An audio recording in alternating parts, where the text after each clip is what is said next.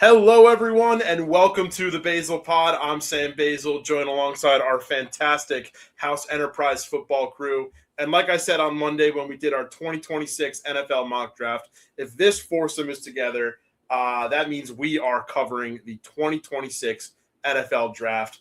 As we speak, NFL Commissioner Roger Goodell has just taken the stage in Pittsburgh.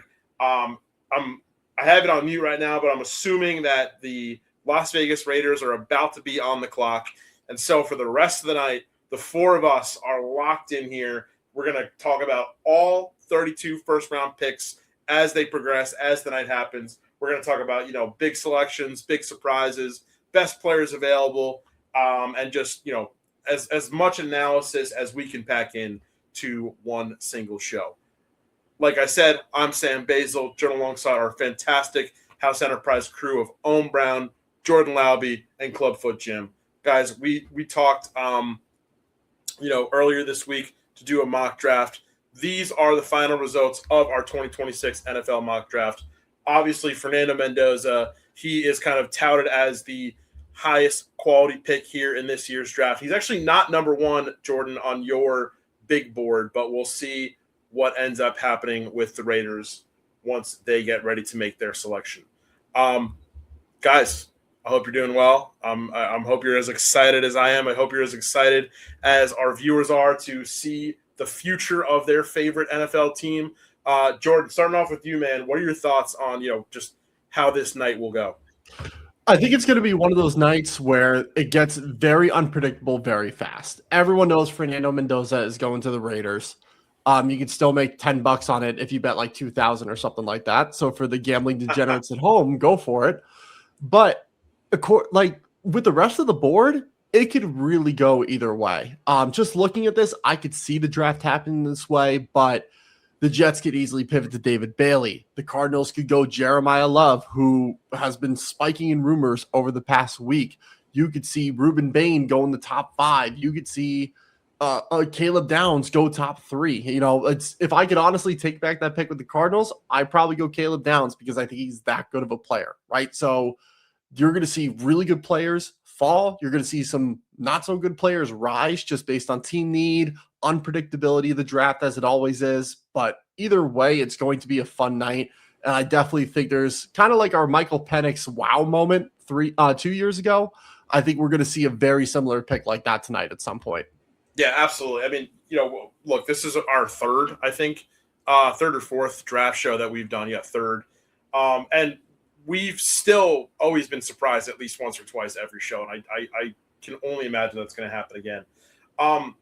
And so for you, Jordan, like, if you're the NFL front office, I feel like a lot of fans would assume, or, an NFL front office, I should say, a lot of fans would assume that these guys are, endlessly prepared. They've got 32 scenarios for 32 picks. Even the Raiders, right? They've probably, everyone would think they've got 100 options for what they could do tonight. But I don't. Obviously, you haven't worked in an NFL front office, but for you, I mean, what do you feel like are different things that could go wrong, in draft night that could cause, a surprise pick from one of these teams? Well, number one, owners getting involved when they shouldn't, I think, is easily when things can go wrong for a lot of teams. And even though that doesn't happen in the first round, it does happen more often than people think throughout drafts. It's still not a big collection, but you'd be surprised. There's 5 or 6 franchises, if not a little bit more. The owner gets involved at some point in the draft and picks a player because he likes him for some reason, financial reasons. They're trying to backfill a position their contract's about to expire. So there's a little bit of that, but not a ton. And then the other thing is just going for traits when there's not really much more development to be had, right? Like we see all the time, these really toolsy, big, fast players will get drafted higher than some of their more technically sound counterparts. And it's because teams love guys that have traits. And when the traits hit, you get Hall of Famers, right? Like Myles Garrett coming out of Texas A&M was not a polished pass rusher, but he had great size, great speed, and juice in the run game. And he was much bigger than the other defensive ends with that skill set, right? So Browns obviously took him, and that was a massive hit. He's a future Hall of Famer. Just broke the sack record this year, one of the most productive and efficient pass rushers the NFL has ever seen, and that worked out for them. On the flip side, you have guys like Trayvon Walker, right? Like who have been fine NFL players. But Aiden Hutchinson has been far better, right? So like that's a situation where a player with proven production and good skills goes beneath a player who is all traits and all size, right? Like, and again, this is not a knock on Trayvon Walker. He's been a fine player in the league. I think everyone, if they could take that pick back, would go Hutchinson in a heartbeat. But that's really, those are the two places can go wrong. And just not drafting for need, I think, is the biggest thing. Like, best player available is good in moments, but it's not always the best solution. Yeah, absolutely. And I wanted to point out that the Las Vegas Raiders now are on the clock. They have about 6 minutes left to get their pick locked in. The ESPN broadcast was just, they had a camera trained on the Mendoza family. Obviously, Fernando Mendoza not in Pittsburgh tonight. He decided to, stay at home with his family, be with his mom. But I feel like the way that these cameras are set up, everyone kind of has a feeling that it's going to be Mendoza here, the Indiana quarterback, obviously the reigning national champ. James, should the Raiders surprise us and go with somebody other than Fernando Mendoza within the next 5.5 minutes, who do you think that could be? For the benefit of the New York Jets, I think absolutely. Who it would be, I don't know, because I've never even considered an alternative. Arvell Reese, perhaps. David Bailey, just because he's another projected number 2 guy. Not entirely sure. If Max Crosby ended up actually getting dealt earlier, maybe a defensive end would have been more in the cards here. But it's gonna be Mendoza. And the Jets will have to look at next year for a quarterback, in a supposed strong QB class, which we'll see. I do want to add, someone brought up a funny tidbit on Twitter today. Imagine if the Raiders go Jeremiah Love and just have the most dominant backfield for the next decade. I think that'd be fun. Absolutely. And while we're here, I kind of want to highlight, you guys are watching this live with us. And so we do have a live chat feed. You can talk to us on X. You can talk to us on YouTube. And Chill Who Dat is getting ready, in our chat room, talking about Bobby Boucher's fantastic performance when he showed up at halftime and won a Bourbon Bowl. Boucher? Yeah, I don't know if we're talking too much about, or Bobby. Is it Boucher? It's Boucher. Bobby Boucher, baby. Oh no! I have not seen Waterboy. Oh, that's a rough start. Sam. That was bad, man. Boucher. And yet, Draft Day is your favorite movie. I've never seen it. Oh my god, that's crazy. All right, I've probably killed all my credibility at the start of the show, but hopefully I can, give some good takes on, some real NFL football. But we are just under 4 minutes before the Raiders lock in their pick. And guys, I feel like we've talked about this every single year, but it really feels like I was just going to say it really feels like these teams with the first overall pick really like to drag the clock out for really no apparent reason. But as I was saying that sentence, the pick is now in. So we'll, await Commissioner Goodell to re-enter the stage here. Correct me if I'm wrong, but did they lower the time between picks this year? I believe it's 10 minutes. No, it's 8 minutes. It's 8 minutes now? It was 10, okay. now it's 8. Okay, gotcha. Which this is going to be over by 11. Thank God. That'll help our broadcast, yeah. Yes. I was looking at some of our old broadcasts. We've been topping out 4 hours, 4.5 hours. So if you're chilling with us, you're in for the long haul. You've earned your Purple Heart if you make it all the way through. Let me tell you. Yeah, I got two drinks lined up here. I got the Pepsi, and I got the not sponsored, and the water. Just to keep myself hydrated here. Nice. I am accompanied by this very sexy Sun Cruiser. Oh, nice, love that. It's twee for it's adults. a school night, so I have the Evian, fresh made by the French Alps. Very nice. So the pick is in, and then they just showed the Mendoza household again, and it doesn't look like he's on the phone or anything. Do you have a drink? I got my water as always, and then a very old bowler ginger ale. All right, I'm the only Nice and degenerate stale. on the live stream today. A New Appreciate England it, fellas. staple, if I'm not mistaken, right? All right, Commissioner Goodell is making his way to the stage. And it is Fernando Mendoza. Not shocked. Shocker of the year, folks. All right, so now let's talk about it. Fernando Mendoza is the quarterback for the Las Vegas Raiders. It's assumed I would assume he'd start week 1. So for you guys, starting off with you, Jordan, let's just talk about the package that the Raiders are getting with Fernando Mendoza. Obviously, reigning national champ. Oh, man. Sorry, I hate to interrupt, but the little brother just got left hanging twice for a dad. Oh, yikes. That was a tough watch. That's brutal. Yeah. All right. Sorry. Continue. No worries. That's why we're here. That's why we're here to do these shows. So, 2025 Heisman Trophy, 2025 national champion, offensive MVP of that national championship game against Miami. Leaving all of his awards in college out of the equation, what are the Raiders getting? What kind of player should Las Vegas fans expect come this fall? The biggest thing is they're getting a quarterback who plays on time, whether it's an RPO, whether it's a 3-step drop, whether it's a boot action, whether it's a deep shot. He plays on time. He gets to his windows, he gets through his progression, and he knows when the ball needs to come out. Now, is he the best at escaping pockets and navigating murky pressure? Not necessarily, but what he is good at is not letting pressure get there in the first place. And some of that had to do with the scheme he played in at Indiana. But this Raiders offensive line is still rebuilding. Yeah, they got Tyler Linderbaum. Jackson Powers-Johnson's going to kick the guard. Colton Miller's a good veteran on that line. Like, it's a good, pretty decent line, at least coming into this year. But there's still some holes there, and that's not there. So if someone gets hurt, things are going to get murky very fast.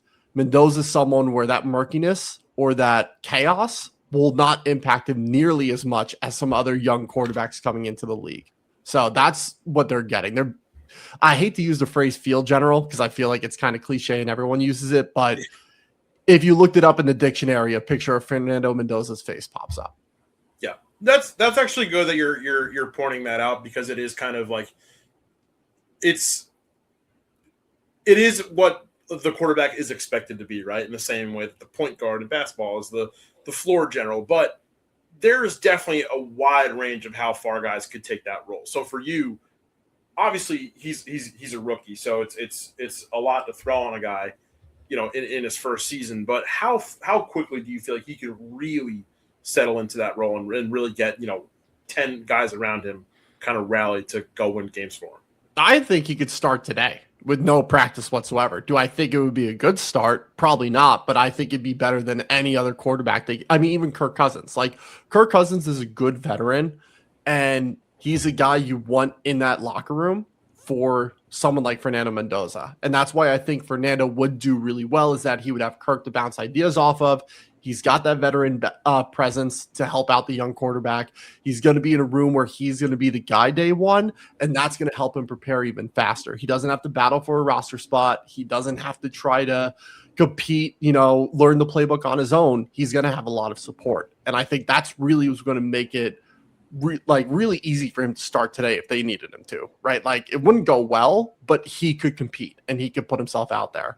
Week 1 of the actual NFL season, he'll absolutely be ready. Is he going to make mistakes? Absolutely. But I think he's someone that will never have a truly bad game as a rookie. It'll all be either average in what they're expecting, and he'll show some flashes here and there. He's not the best quarterback I've ever scouted, but I think he's someone that will succeed right away more than other rookie quarterbacks that we've seen.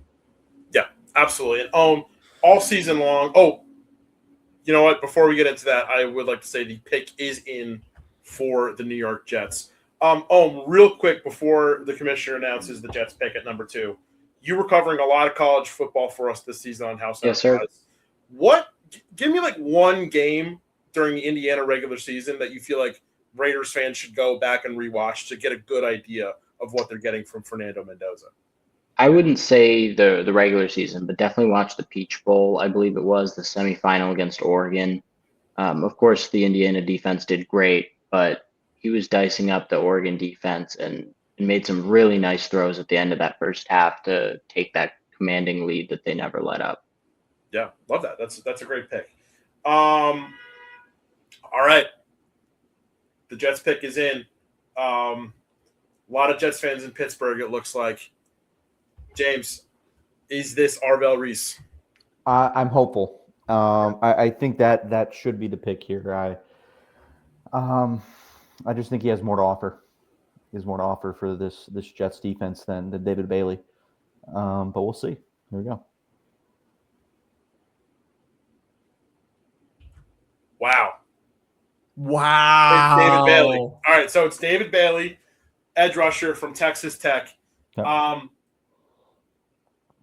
You said that Reese has a lot more to offer than David Bailey, but for you, what does David Bailey have to offer for the New York Jets? I mean, if he lives up to the expectations, he's a sack leader in the NFL. He's a guy that can get to the quarterback at an insane rate. I think he definitely what he offers, I guess, that Arvell Reese doesn't offer is, what's the word I'm looking for? A solidified person at a position, right? Arvell Reese could, he will bounce back and forth, right? What David Bailey will do is he is now an anchor on the edge. So he is hopefully our premier pass rusher going forward. And I think it provides us with a little bit more of like a surety on our defensive line. Was I hoping for Arvell Reese? Obviously. I said a lot of very kind things about him. But I'm hopeful for David Bailey. I want him to do well and see how it goes. Very well worded. David Bailey, unanimous All-American this year, Big 12 Defensive Lineman of the Year. He ran a 4.5 40. Jordan, what kind of skill set is Bailey bringing that kind of sets him apart from maybe some other edge rushers in this draft? I think the pass rush ceiling for him is really high. He's not the bendiest, but he is someone who has active hands, which is much more impactful on the defensive line than a lot of people give credit for. Everyone likes to see the flashy pass rush move here and there, but his hand fighting ability, I think, is really solid. He is a little smaller from the lower body down, like his thighs, his calves. He's not the biggest guy, so I worry about his run defense ability a bit when he gets to the NFL level, especially because he is so good at pass rushing. I think teams are going to want to tee off on him in the run game, get him offset, get him off balance and off his rhythm, right? And that's kind of the risk you take with a guy like this. Like, yeah, awesome pass rusher, like really wide variety of moves. But if he gets dealt with in the run game, which happened multiple times throughout his career, then it's going to become a problem and he's going to have to become a rotational guy. But that's absolute worst case scenario. I think he's going to be a really good defensive end. I think the run tools will end up getting there, kind of like Aiden Hutchinson a few years ago. He's still like just an above average run defender, right? But the pass rush is so good that it substitutes that, right? Same thing could happen for David Bailey. Yeah, absolutely. 3 minutes left on the clock for the Arizona Cardinals at pick number 3. Like we kind of highlighted in our mock draft the other night, all four of us are 3 teams, because I am a Jets fan as well, just to remind, the watchers at home. We're all picking in the top 4. So, Jordan, is this a moment where the Cardinals just go BPA and go with Arvell Reese? No. Oh, all right, all right. Rant, you get rid of Kyler Murray. I understand why. You don't want to pay the contract. You're paying it anyways this year in the dead money, and you're going to pay a little bit of it next year. If you're going to go best player available and just upgrade this offense with Jeremiah Love, who, nothing against Jeremiah, he's one of my favorite players in this class. He's one of my favorite running backs I've ever prospected, and I would love for him to be on the Cardinals if we were in a position to win now. We're not. We should be rebuilding. We have Jacoby Brissett and Gardner Minshew as our quarterbacks, and we're probably going to get Ty Johnson tonight. So why get rid of Kyler if you're trying to get explosive guys to make something happen this year? Why get rid of him? You're eating the money anyways. Keep him, bring offensive lineman in or a defensive pass rusher in, and then we'll build the next year. You have to build anyways for the next quarterback. So why go after one now? Mm-hmm. And I know we always kick the can down the road with, the next quarterback class is going to be great. It's going to be better than this one. And it probably will, just because the volume of quarterbacks for next class. But even so, even if it doesn't, you can still get a quarterback next year anyways. So, why are we going to settle for a not so great quarterback class when there could be a lot of guys next year? And if not, you're in the same position anyway. Who cares? So why are we going to go for a really good player now? Get what we need to build the depth and get the team where it needs to be. Yeah. And the pick is in for the Arizona Cardinals. They got that in with just under a minute left on the clock. So probably our longest period of time waiting so far since the start of the draft. I mean, we're only at pick 3, but I know it's happened before. But I've always been very interested to see if I don't think it's happened where a team doesn't get their pick in and then gets jumped by somebody while we've been live streaming. Yeah. But this should be Arvell Reese. If they do the right thing, this should be Arvell Reese. Mm-hmm. I'm like shaking. Yeah. I'm gonna like this pick here like sets trajectory for us for a long time. Yeah. If they pick Jeremiah Love here, and this is nothing against him, I think Monty gets fired at the end of the season. And he's out as GM. No, I get that. I mean, it's, look, Jeremiah, like all these guys that we're going to be talking about tonight, like they're all good players. They're all players that any team would be happy to have. But it's just, you got to put the right pieces in the right order. Mm-hmm. Like Jeremiah Love's probably going to be a top 5 running back within the next year or two. Like he's that good.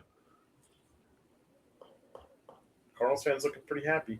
One thing I liked about David Bailey that I saw on the broadcast, on his way off the stage, he was signing a trading card of his. That's awesome. Cool. That's dope. Pretty big card guy, so that's fun to see. All right. I wonder if they mailed one to Mendoza for him to sign at home. That'd be awesome. They definitely did. Cool. They probably did that months ago. Yeah. Oh, absolutely. All right, here comes the commissioner, and it's Jeremiah Love, the running back from Notre Dame. Jordan, obviously, you just said not the right choice for Arizona. Could you give us a little bit more insight on, where they need to kind of let's talk about Jeremiah Love first. Sorry.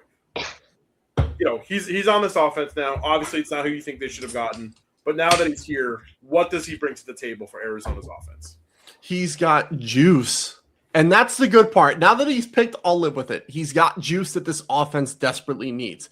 He's got the home run ability. I think he ran a 4.3, 4.40. Really good contact balance, too. We were talking about Bucky Irving before we went live. And my favorite thing about Bucky, despite his size, was the contact balance. Now you put a better level of contact balance on a guy with a much bigger frame than Bucky, and guys are just going to bounce off him, right? And I think that's going to be the biggest piece is the extension in the run game. Like most running backs might get 4 or 5 yards. He's going to get you 7 or 8, right? Like, and we shared the stat on the live stream or on the mock draft show. This past season, he scored a touchdown on every 9.15 touches, something like that. It was definitely less than 10 touches. Like the guy's a playmaker. He's explosive. He's exciting. And the Cardinals offense will be exciting now that he's there.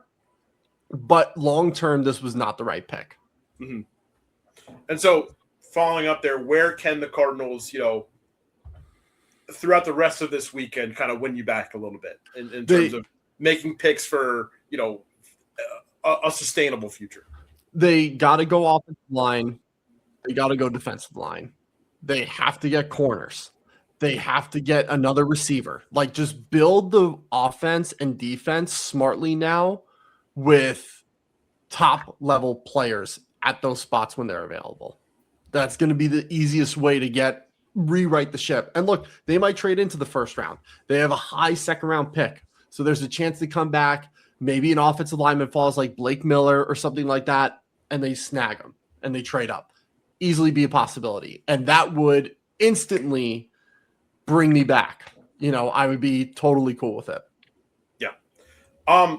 James, I want to ask you, David Bailey, 7th on our big board, Jeremiah Love, 4th on within the top 5 on our big board. But we still haven't gotten Arvell Reese, the number 1 guy, off the board. Mm. Would you call these 2 picks so far reaches, or is this kind of, just? No, I wouldn't say a reach. I do think Bailey is the best true edge rusher in this draft, and edge rushers are premier picks, like Yes. typically top 5 picks. So I don't think that's a reach.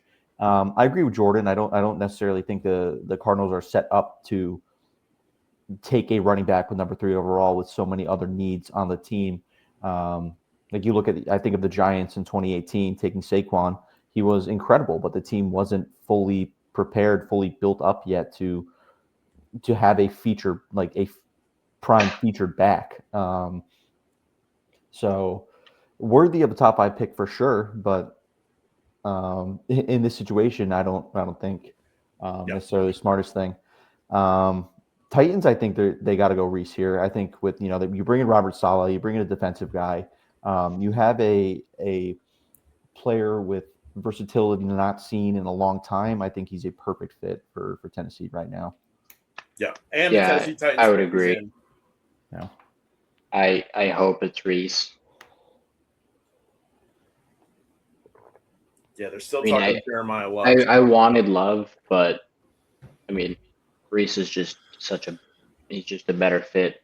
He can do a bunch of different things defensively, and Sal is a defensive coach, so that would definitely help out the defense. I think Sonny, Caleb, or Bain here, just a premier defender. Yeah. Yeah, I wouldn't be mad at Bain or Sonny either. Dude, he's going to be so free. I mean, all 3 of them are going to be good, but him especially, he's going to be a game wrecker next level. I have to say, I do not like our new logo. Really?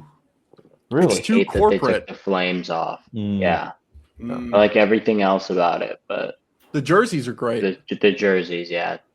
Just taking the flames off is not nice. What was everyone's favorite jersey redesign of this offseason? Name the teams again. Who So, all got redesigned. Titans, Falcons. The Rams did a slight redesign to their jersey numbers, their sleeves. The Ravens. There's 2 more, or maybe 1 more. Oh my God! I'm biased. But I'd say the Commanders. Commanders a little bit, yep. Commanders. Yeah. Oh, Commanders definitely. They went back to their old design and then they added a new logo. With the spear, right? With the spear, yeah. Yeah, which I like it, but it should have gone behind the entire W, in my opinion. Yeah. Before we rank our favorite redesigns, let's just make sure we are ready for the next pick, which I think is on the way. Absolutely.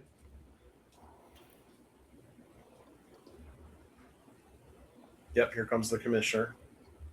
I got it spoiled because I looked at my phone like an idiot. All right, it's Carnell Tate, wide receiver from Ohio State University. I don't hate it. No. All right. Oh, you're a resident Titans fan. I'm on board with that. On board. Yeah. I mean, we just signed Wan'Dale Robinson. We drafted last year, got Alec Aomanor and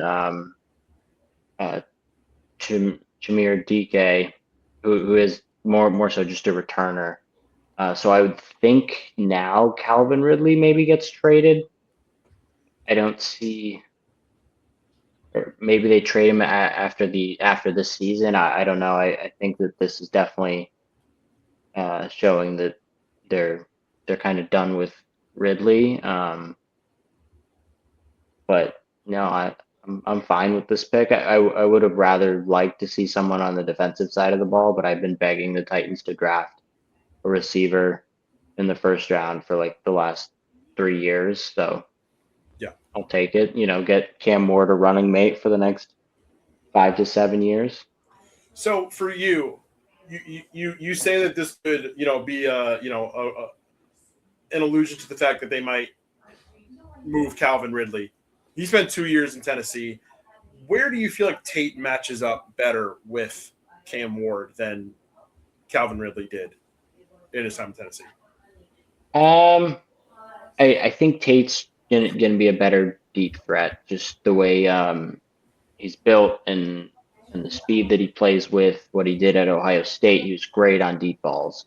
Cam Ward has an explosive arm, so I'm excited to see that. Redley, on the older side, I think he dealt with hamstring issues last year. He also broke his leg, I think. Still a really, really good route runner, but he's more just like a number 2 type of receiver on a good team, and we're paying him like a number 1.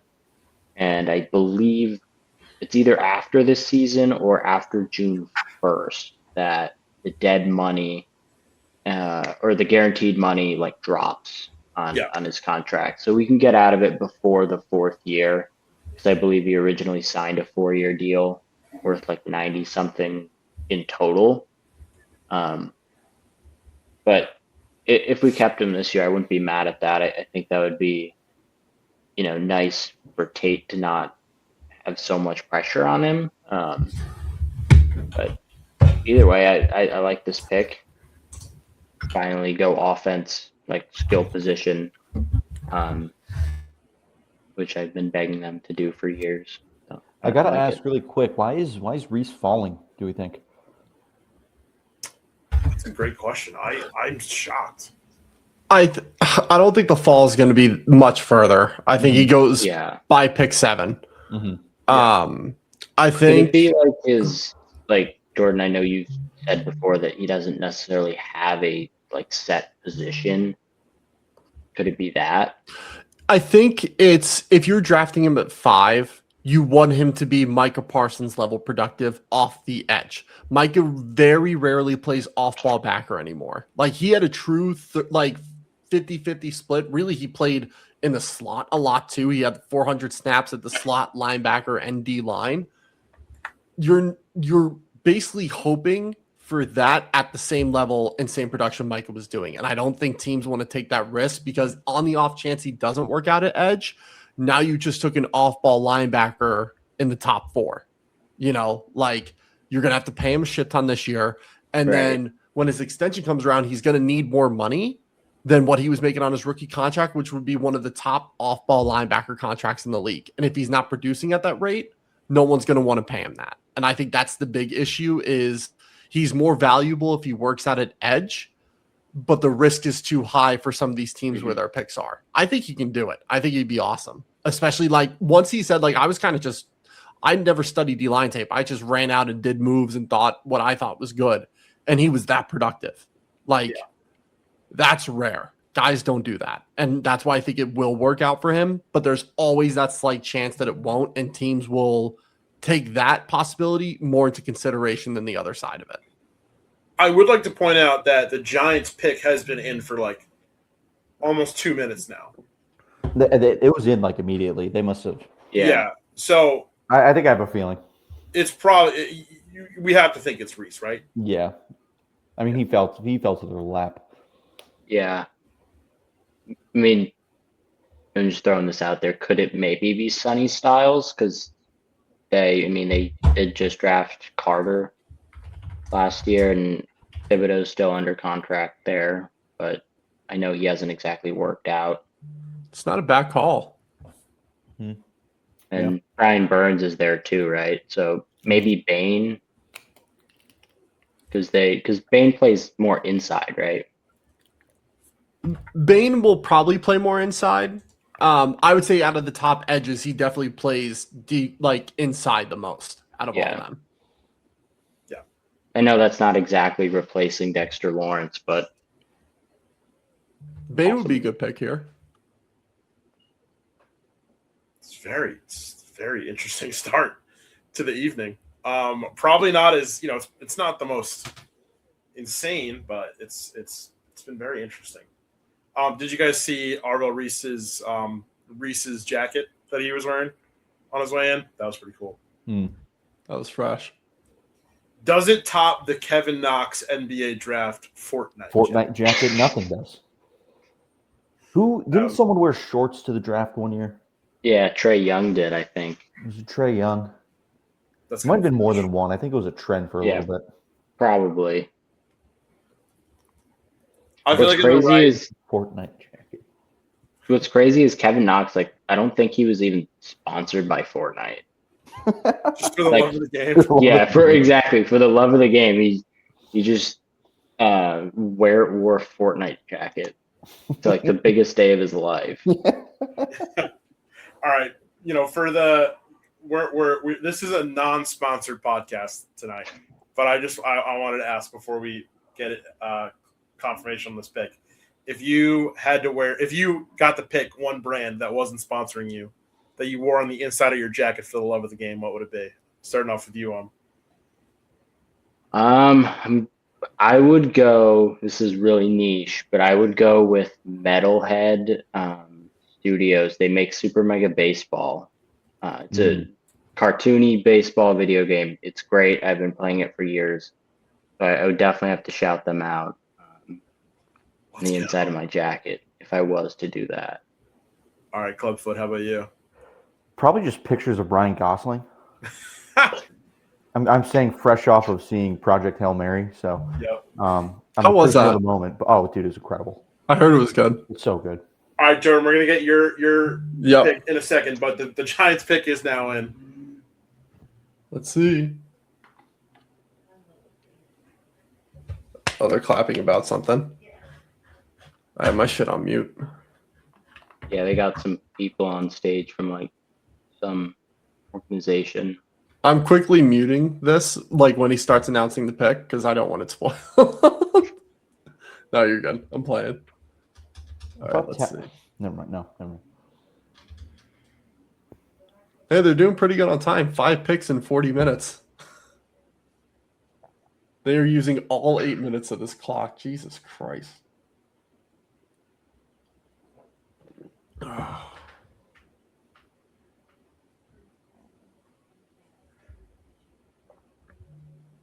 All right, there it is. No, you can say it. I was fucking around.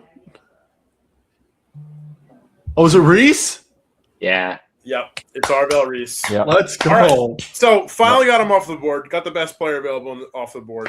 At 5th overall, really not that far of a fall. I think we were just kind of – it was about to be approaching strange territory. Mm-hmm. But now they've got him. Second Buckeye in a row taken. Probably not the last one of the night. What kind of package are the Giants getting with Reese? I feel like we've talked about him a lot, but anything else, James, maybe you got anything on this guy that maybe we haven't talked about yet? Yeah, I kind of did my gushing on Monday night about him. Just the flexibility, his athleticism. Yeah, I mean the Giants are just.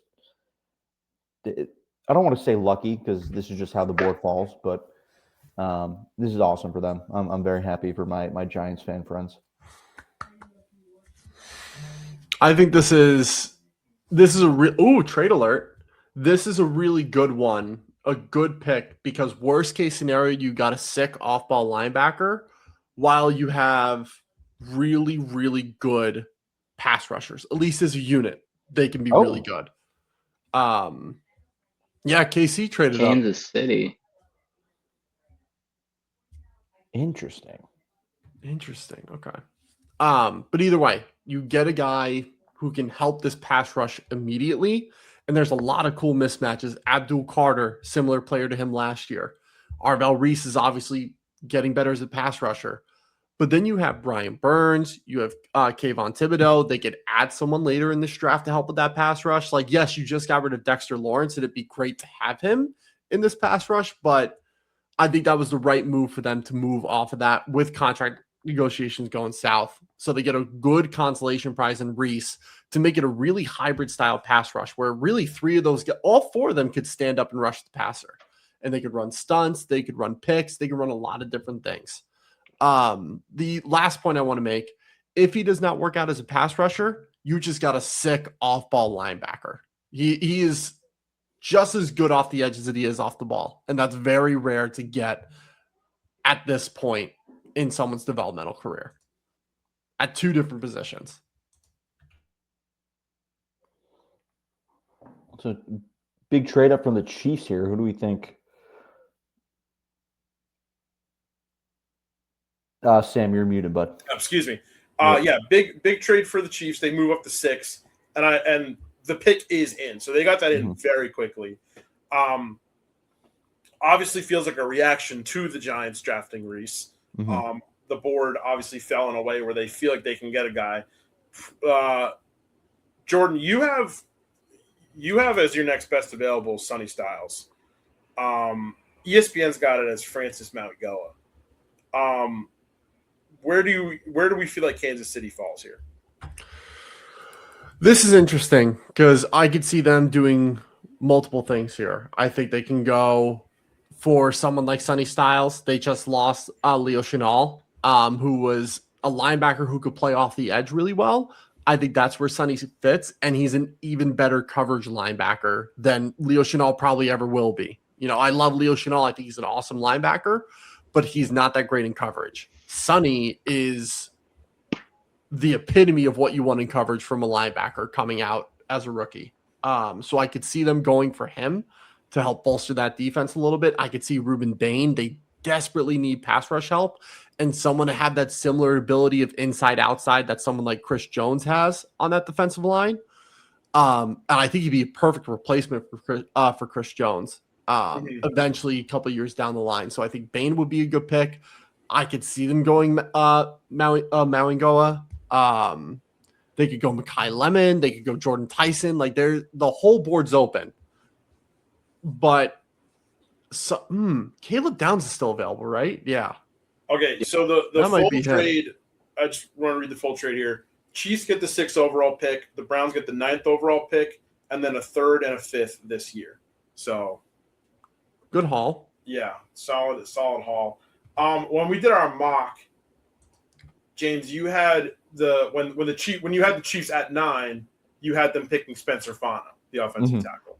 Probably not where they're going to go by virtue of them moving up, but do we feel like they could still go offensive line here? Yeah, I think my statements on Monday still ring true. The need for offensive line here is huge for especially rehabilitating Patrick Mahomes. All right, and he's reading off the pick.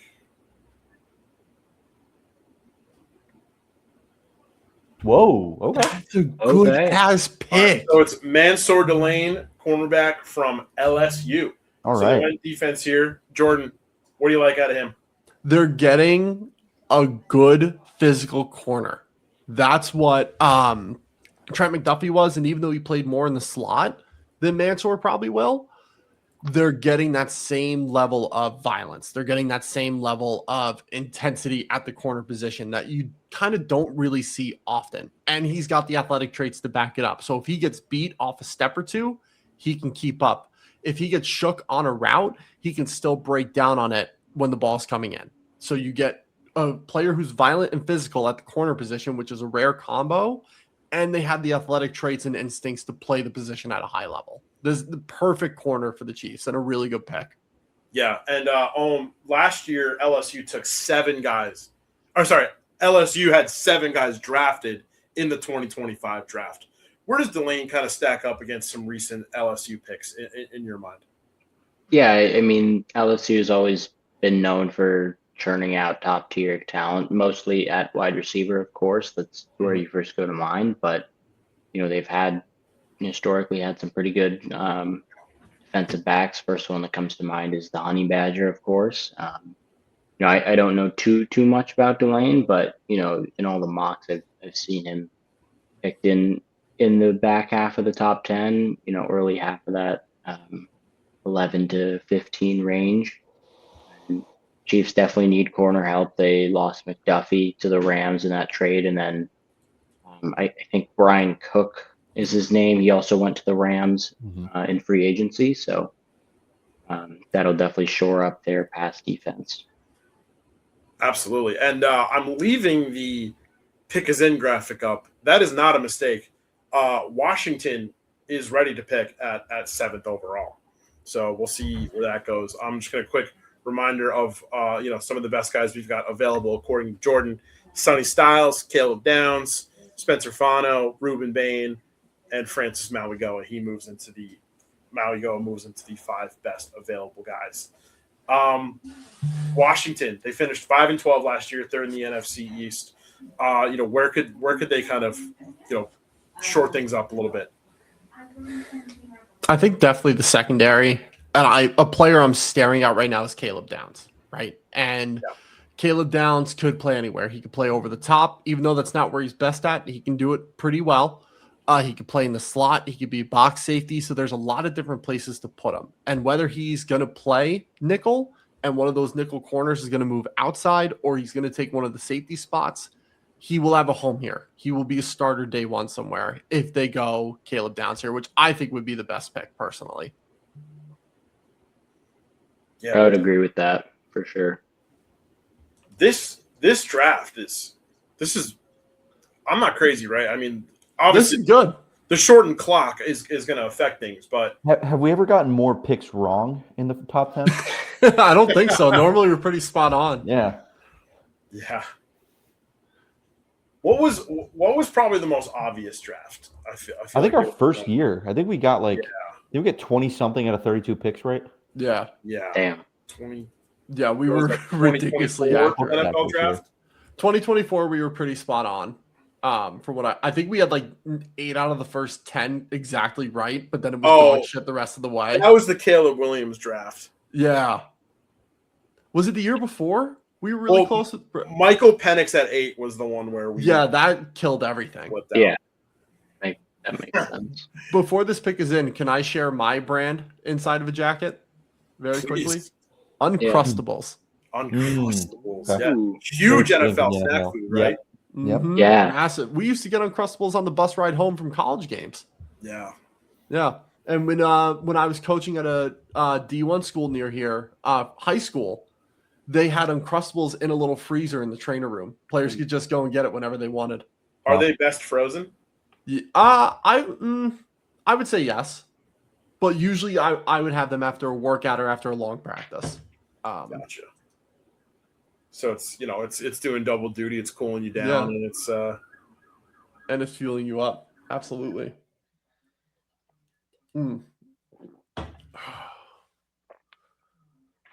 Way to go, Bobby.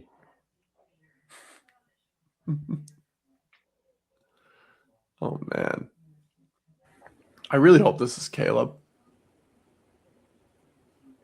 I think Caleb or Styles. Either or. They can't go wrong either way. No.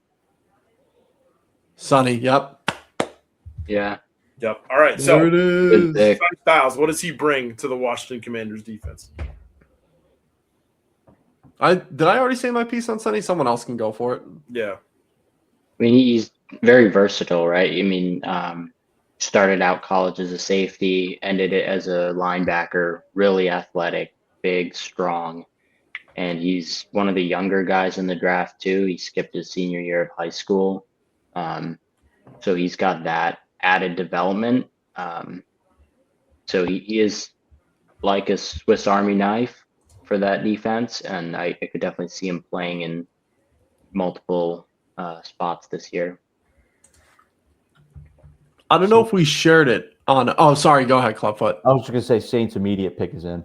Oh, wow. Yeah. Wow. The one thing I'll say about Sonny, and I'll get the actual numbers on this, just to show the context of how insane the stat is. He missed 0 tackles this year. He had, let's see, if we go, and this is per PFF, and their tackle stat is a little different than how the box score does it, but I think it's a little bit better. I know we were just shitting on PFF the other day. Let's see, Ohio State.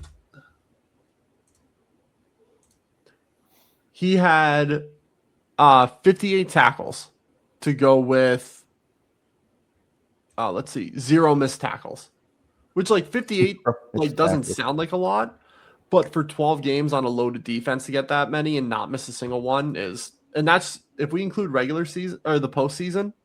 Let's see. Come on. Give it a second. My bad, fellas. While we're waiting, what would yours? You said yours, right, Basel? No, what I brand did you would not. have? I think I would probably have to go Pepsi. I probably consume Pepsi. an ungodly amount of Pepsi. So yeah, those are our 4 brands. We're Love it. sponsored, but if anybody, Can we get that on a graphic? Oh yeah, we'll be getting some graphics out All there. right, cool. So you go, Jordan. yeah, he led all of Ohio State with 71 tackles. Next closest player was Caleb Downs with 58, and he did not miss a single one of those.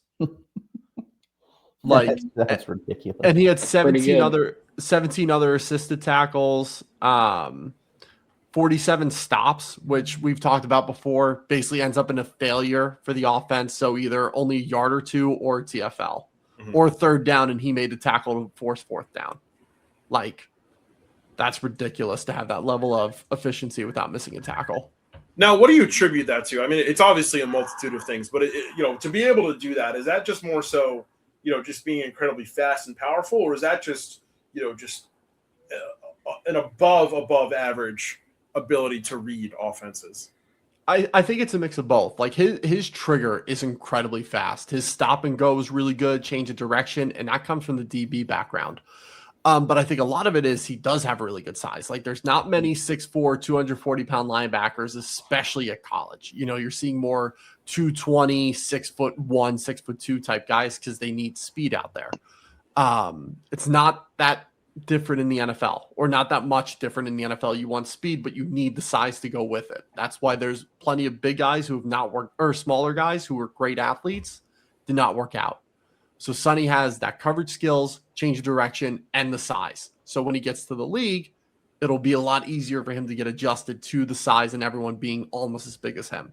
Yeah, because I was looking at some tape of him, and it really looks like anytime, like it seems like he's really good at reading like pre-snap motion too. Like he's really good at either picking up the guy that's in motion that's gonna get the ball, or he's really good at figuring out like when he's getting faked out. So yeah, that'll be very interesting. New Orleans Saints, just a quick reminder of the best guys on the board. Another Buckeye, Caleb Downs, safety. I mean, do we feel like the Saints will go defense, or do you think they'll go, a guy like Spencer Fano to shore up the offensive line? Well, how did their pick last year? Remind me, Banks, right? Yeah, Kelvin Banks. Kelvin Banks. I couldn't think of the first name. He had a very, very solid rookie year, borderline great rookie year, if I'm not mistaken, right? Yeah. Yeah. So I mean it, and I can't think of their right tackle off the top of my head.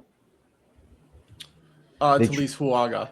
Fuaga, that's right. Yeah, they drafted him two years ago. Year before Kelvin Banks. So yep. It'd be interesting. He's one of those that I think can move inside, right? He's got that flexibility to play guard. Talise, yeah, absolutely. Yeah. So this definitely could be a Mamagoa pick here. I wouldn't hate that. No, maybe get Tyler Shuck a weapon though. Someone to complement Chris Olave. Yeah. I think Mekhi Lemon or Kenyon Sadiq would be an awesome pick here. Sadiq's a good pick there. It'd be like I would take Mekhi over Kenyon, but if they wanted to go tight end to match with I think Jawan Johnson's still there, if I'm not mistaken.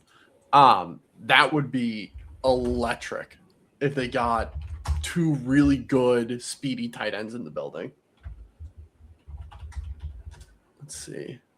I'm pretty sure he's still with the Saints. Where do you think Downs goes then? To Cleveland? Wouldn't be. Maybe the Giants at 10? Yeah, that would be crazy if they got Reese and Downs. Oh my God. That would be filthy. I mean, Downs could go here too. Yeah. I could definitely see Downs here. Yeah. I mean, Justin Reed's getting older. I mean, I like Jonas Sanker. But if they want to stick Caleb Downs in the nickel, I mean, that's almost a perfect fit in New Orleans because I think they have Quincy Riley there right now. I know Isaac Yiadom can move inside, but he's a veteran on the older side. Like, this might be Caleb Downs here, and I would not hate that in the slightest. Yeah, this pick is going to be in for quite a bit, I think. I feel like we're going to be talking about Caleb Downs until like pick 15, kind of like Kyle Hamilton a few years back. Yeah. I haven't checked, but do we think that Fernando Mendoza has rattled off the greatest LinkedIn post ever yet tonight, or what? Oh, that's a good point. Let me do some research here. if Downs goes, that would make half of the top 8 Ohio State guys. That's hilarious. Which we kind of expect that. I mean, we had like 3 We Ohio did. State guys in our top. Yeah, to an extent, I think. Yeah, but I don't think That's we were crazy, though. that high. No, yeah, it's Oh, that's true. Oh, 2 minutes ago. Yeah. Yep. Go ahead. You can read a club. It's foot. official. Grateful for the opportunity and ready to get to work. Hashtag LinkedIn partner. Nothing about the radio. Oh, okay, so it's a sponsor. Okay. Yeah. That's hilarious. Hashtag. He's Goodell's a finally chief coming financial out. Playmaker at U.S. Bank. What? Yeah, as of April. That's probably This year. that's got to be a sponsorship, right? Yep. Has to be. Franchise player of Taco Bell. That's hilarious. He had a Fortnite partnership, I think, too. He did. He absolutely Yeah, did. him and Alyssa Liu. Where's his Fortnite jacket? Oh, dude, that's so awesome. Hey, can we talk about her gold medal performance? Oh, yeah, awesome. What? Before we do that, though, Yeah, sorry. quick shout out to Alyssa Liu. Awesome. Mm-hmm. Great American athlete. But the New Orleans Saints pick is in. They're going with Jordan Tyson. Interesting. Wide receiver out of Arizona State. I had them in the mock draft going to the Giants at 10. Yeah, this is probably one of the biggest surprises of the night. Jordan, you're clapping. Why do you like this pick? He's a big body, go and get it, and burn you deep threat. He can do whatever he wants at that size, that twitchiness, that speed. The biggest concern is health. But if he's healthy, he's the best receiver in this class by a long shot because he is so dominant when he's on the field. Yeah, like that. Any other thoughts on Tyson? Yeah, I mean, definitely the health is a factor, but he's just such a dynamic playmaker. Fun fact, though, his brother is playing in the playoffs right now as we speak for the Cavs. I know he was the first round pick for the Cavs a couple of years ago. So it would have been cool if Jordan Tyson went to Cleveland at 9. Yeah. But of course, they didn't have the opportunity to take him. That would have been really cool. Okay. Yeah, No, you go. No, I was just saying, I watched a video on them, and they said that if they were to both be in Cleveland, that I forgot the older brother's name, but they'd stay together in his house. Oh, cool. Damn. I just kind of hate the Saints for taking him here. Barron Tyson, the oldest brother, who played football at South Alabama, where he is now a strength and conditioning coach. All right. Do we want to go back to Alyssa Liu real quick? Your thoughts, Jordan? Sure, yeah. Very elegant, very fun, lots of whimsy. Mm-hmm. Future Hall of Famer, first round pick. Actually, and that's what we love about great athletes. I really do think we all need some more whimsy in athletics. I will say one more thing about Kevin Knox's suit is in the bottom right corner. It says "Ya boy." That's awesome. Or Ya boy or da boy? Ya boy. Ya boy. Okay. All right. That's a lot to process. Yeah, So good. that's crazy. Can we set that as the background for our Maybe I'll make it the thumbnail. the thumbnail? Yeah. The pick is in for Cleveland, by the way. Yeah, almost immediately. Yeah, they got it in quick. Could Cleveland, if they picked Bain, would be really filthy with Garrett. Yeah. I don't know what their second edge is like, let's see. but Because I thought they added somebody this year. It's Alex Wright, who's a decent veteran edge guy. Julian Acquar is another one. Bain would be really good here, I think. You're cooking something. I'm just thinking because Bain is I really did want the Titans to pick him, because he's just strong, powerful, and Mhm. I mean he would get so many one-on-one opportunities to just cook from day one. And we talk about like his flexibility to move inside.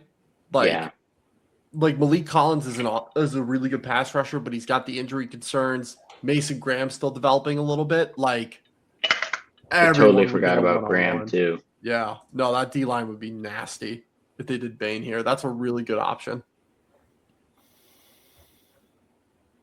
You got to think trading down and still getting Ruben Bain would be a really good. I mean, Caleb Downs is still there. They can go safety. Mauigoa. Yeah. Now we know they have to him too. They have to rebuild that offensive line. Mm-hmm. Like they have a couple of. They added Eldon Jenkins, Zion Johnson, Titus Howard, like two guys that like have been fine but not great. And Eldon's been reliable but hurt. O-line could be a really good pick here too. Oh my God, their offensive line is just full of first-round guys who didn't work out. As I'm reading through it.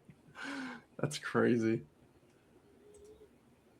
That's like the Cowboys where they just pick up a bunch of former first-rounders who didn't amount to anything for their entire defense. Or who was the... It was the Falcons a few years ago. Their entire starting 22 were like former first-rounders. Yes. Yeah. Crazy. I forgot all about that. Yeah, they had like what's his face, Laquan Treadwell. I think they had. Yeah. Oh my God! All right, let's see. Legit. Let's see. Where are they going? All right, pick is in. There it is. Yep. All right. All right. Spencer Fano, offensive tackle out of Utah. What does he bring to Cleveland?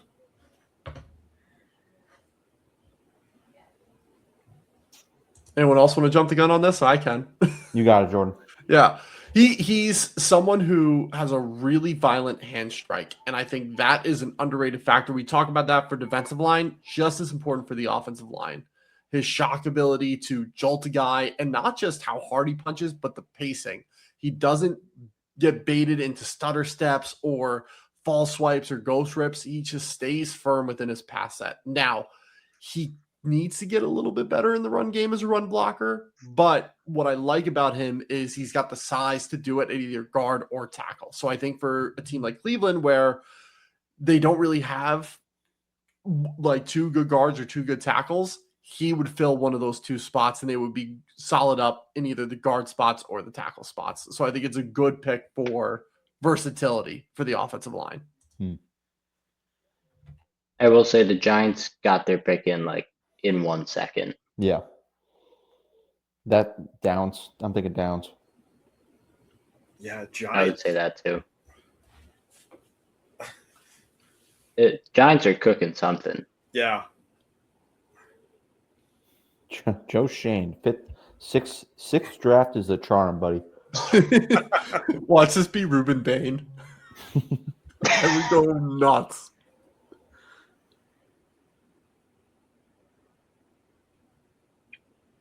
Okay, I was gonna say. Okay. Wow. Okay.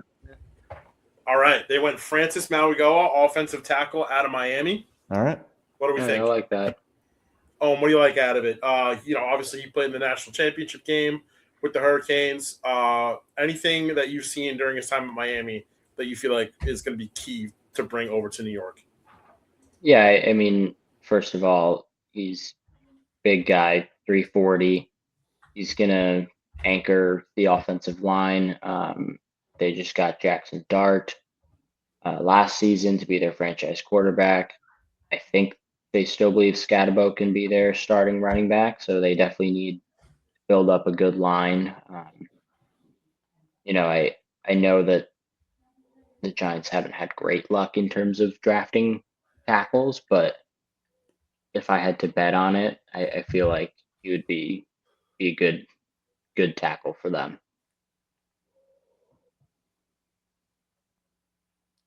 Oh, you're muted, Basel. I was going to say the Dallas Cowboys are on the clock, but interesting. Oh, they traded their 20 overall. They have 2 in a row? Wait. Oh, what? Wow. They're going Caleb Downs, and then they're going to go. Nuts. Oh my God! Is it Bain? Is it Bain time? Bain and Caleb Downs back to back. There's no shot. Is Jerry Jones actually cooking for once? That's crazy. I thought my TV was glitched. Oh, no. It is. Oh, Okay. okay, it Miami is, moved back it to is. Paul. They moved up Okay. one All right, spot. Oh, my Okay, God. that would have been nuts. Still, though, this could be Bane. Bane would be nice for I them, think I see or Bain Downs. before Downs here. Let's Yeah, see. because they need pass rush. Let's see. I mean, they have Rashawn Gary, Donovan Ezeraku. Their D tackles aren't. I mean, Quentin Williams is good. They just lost Osa in free Mhm. agency or trade. I forget what they did with him. I think he got traded because he just signed a good contract with them. I don't know, man. I think they go Downs here. Yeah. All right. Yeah, it's their pass rush is like decent enough. Like Rashawn Gary's not great, but he's good enough. And the D tackles are solid. But Bain here would just shore up that front so well. Like Bain would just be a really good pick. You don't have to worry about D line for the next 3 years and just let it ride.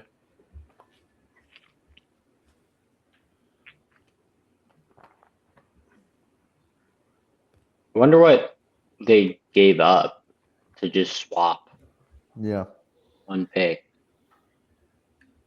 That doesn't happen a whole lot.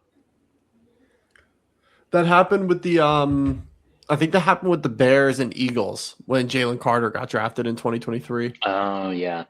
That happened. Good point. I thought it was either the CD Lamb pick or the Micah Parsons pick. The Cowboys moved up one spot.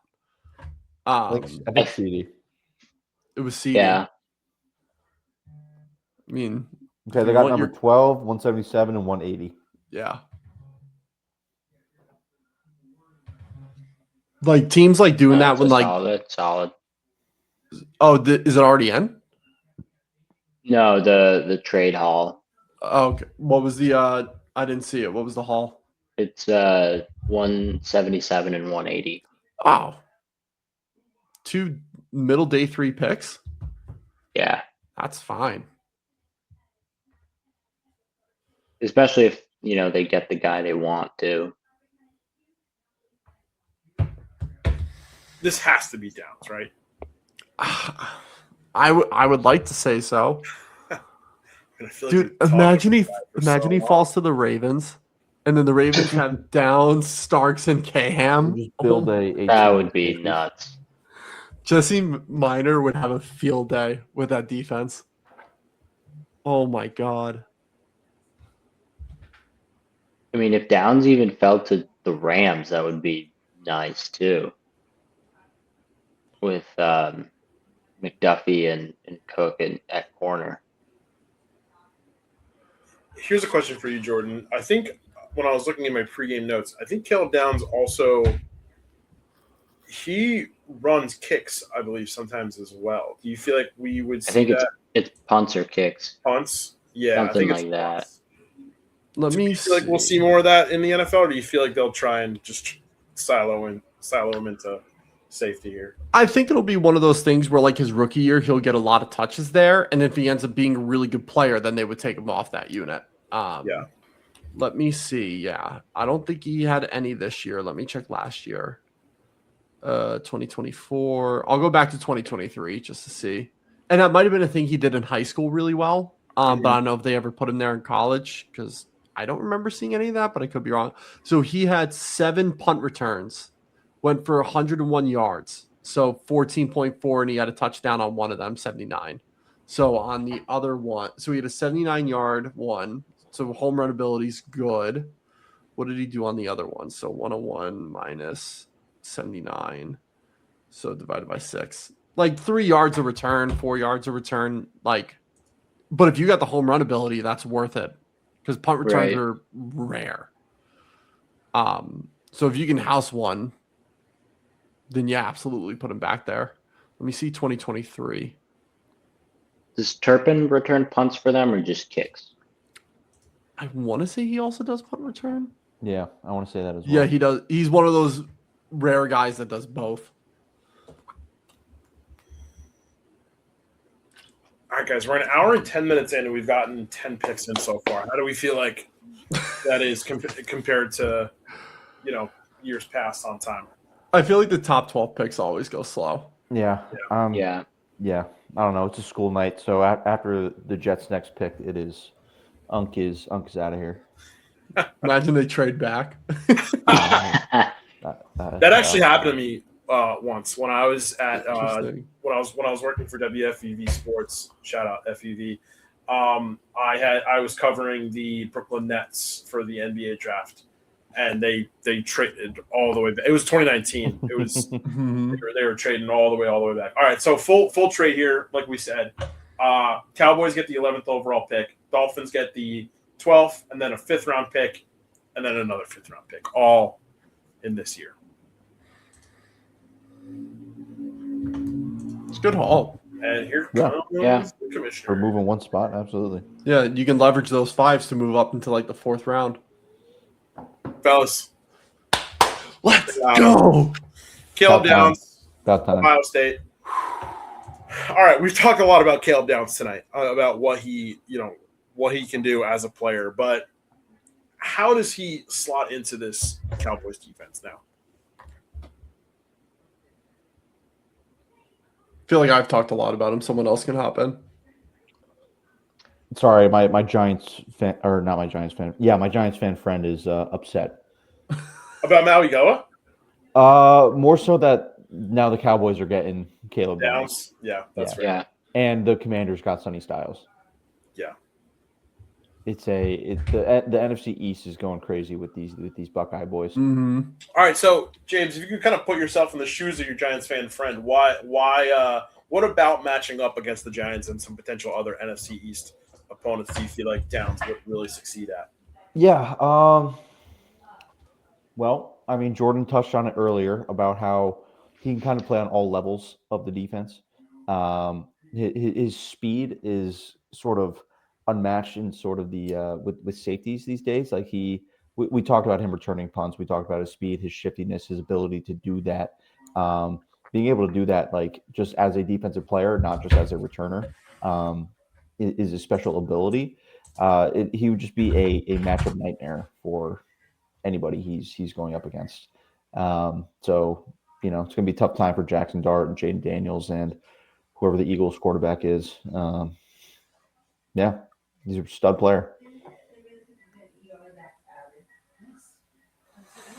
I really hope Miami goes Ruben Bain here. Yeah, I think that would be nice. Basel, you're muted again, bud. I was just saying their pick is in. Oh, Yeah. Yeah, I was in like immediately. I think we're just at that point. Everybody, the dominoes have fallen, so they just know. Yeah. God, I would watch hours of Caleb Downs tape if it was my job. He had my favorite tape in this entire class. Even though he wasn't my top rated player, like every other play, I was grinning like a child watching him play football. He's so good.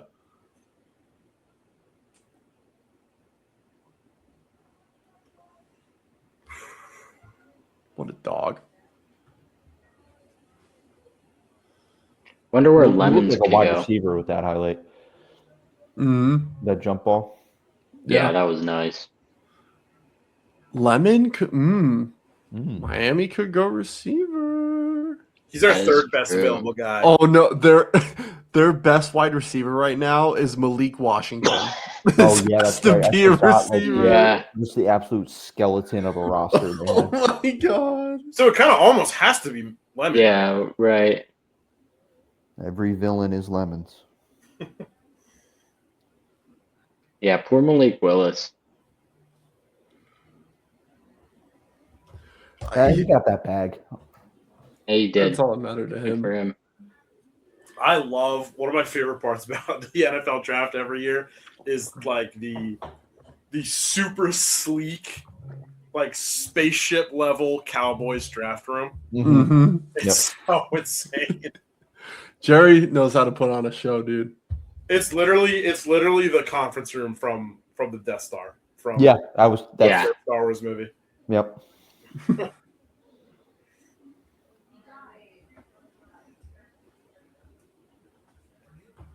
Wow. That's crazy.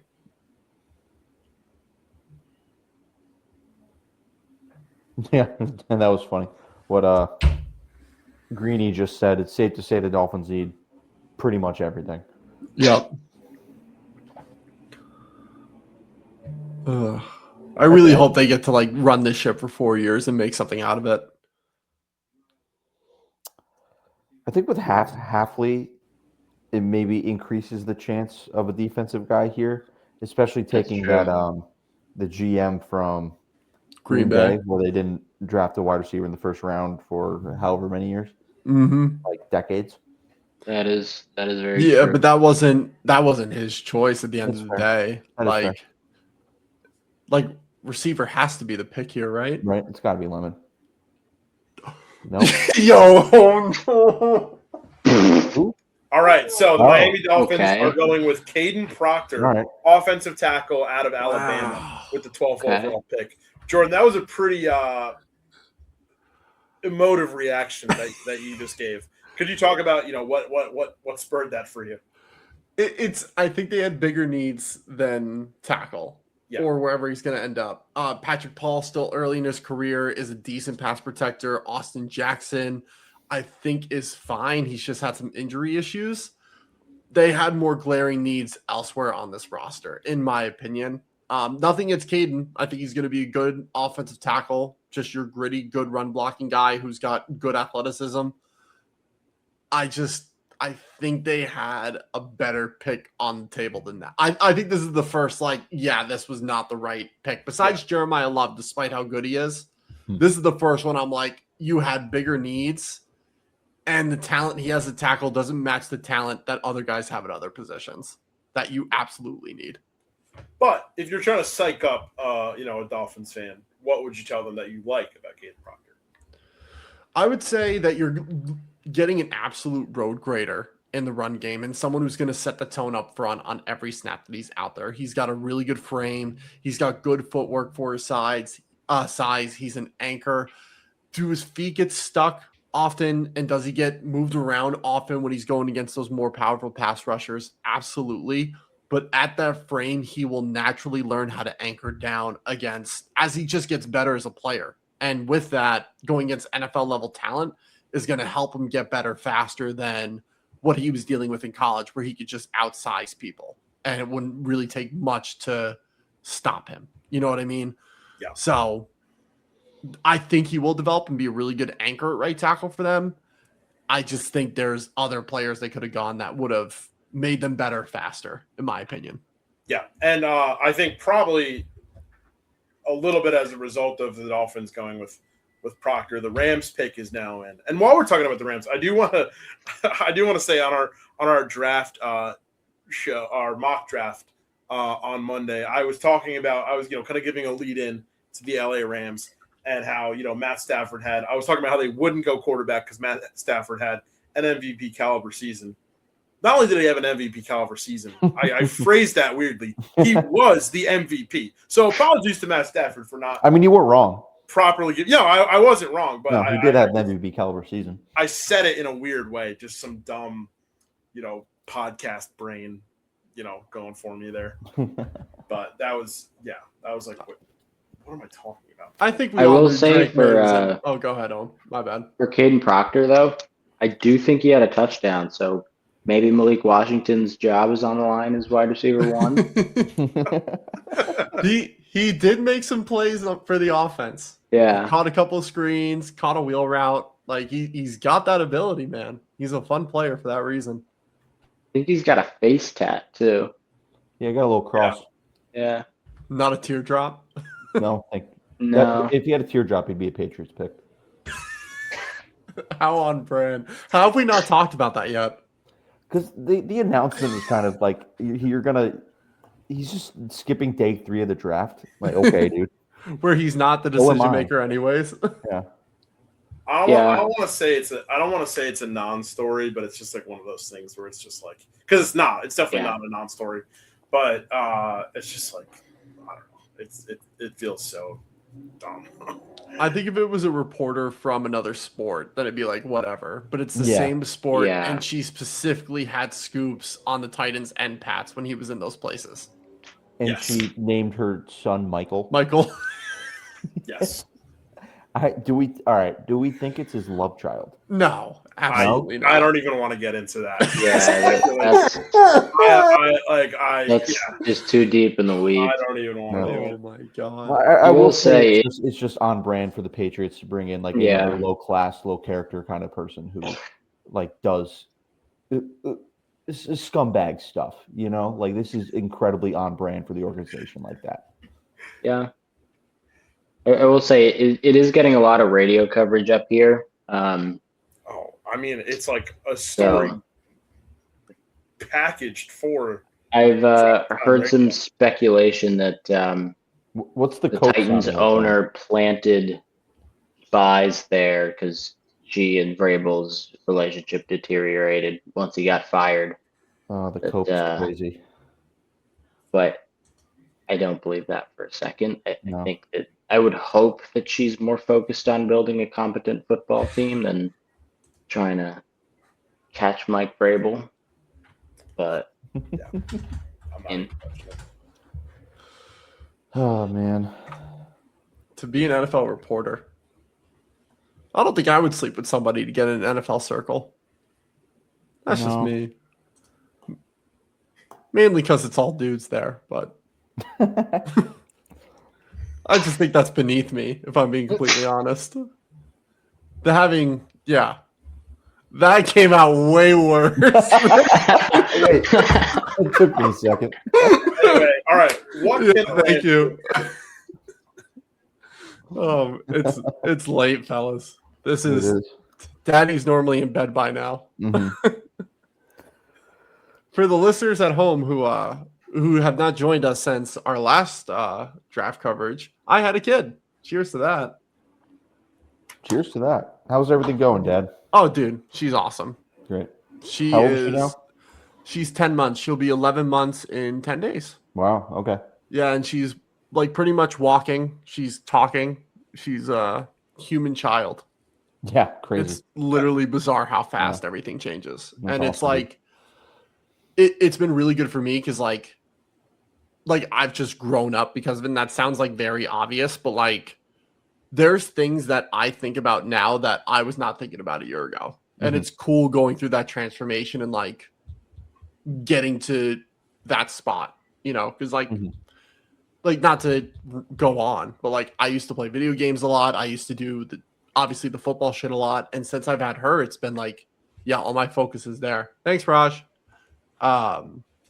Is that Raj from back home from West Hampton? Because he said something about the Cardinals. My dog. That is Raj. Dude, we were in youth to youth together. It was a like drug and alcohol prevention group for teens. And he's a dog. Raj, good to hear from you, buddy.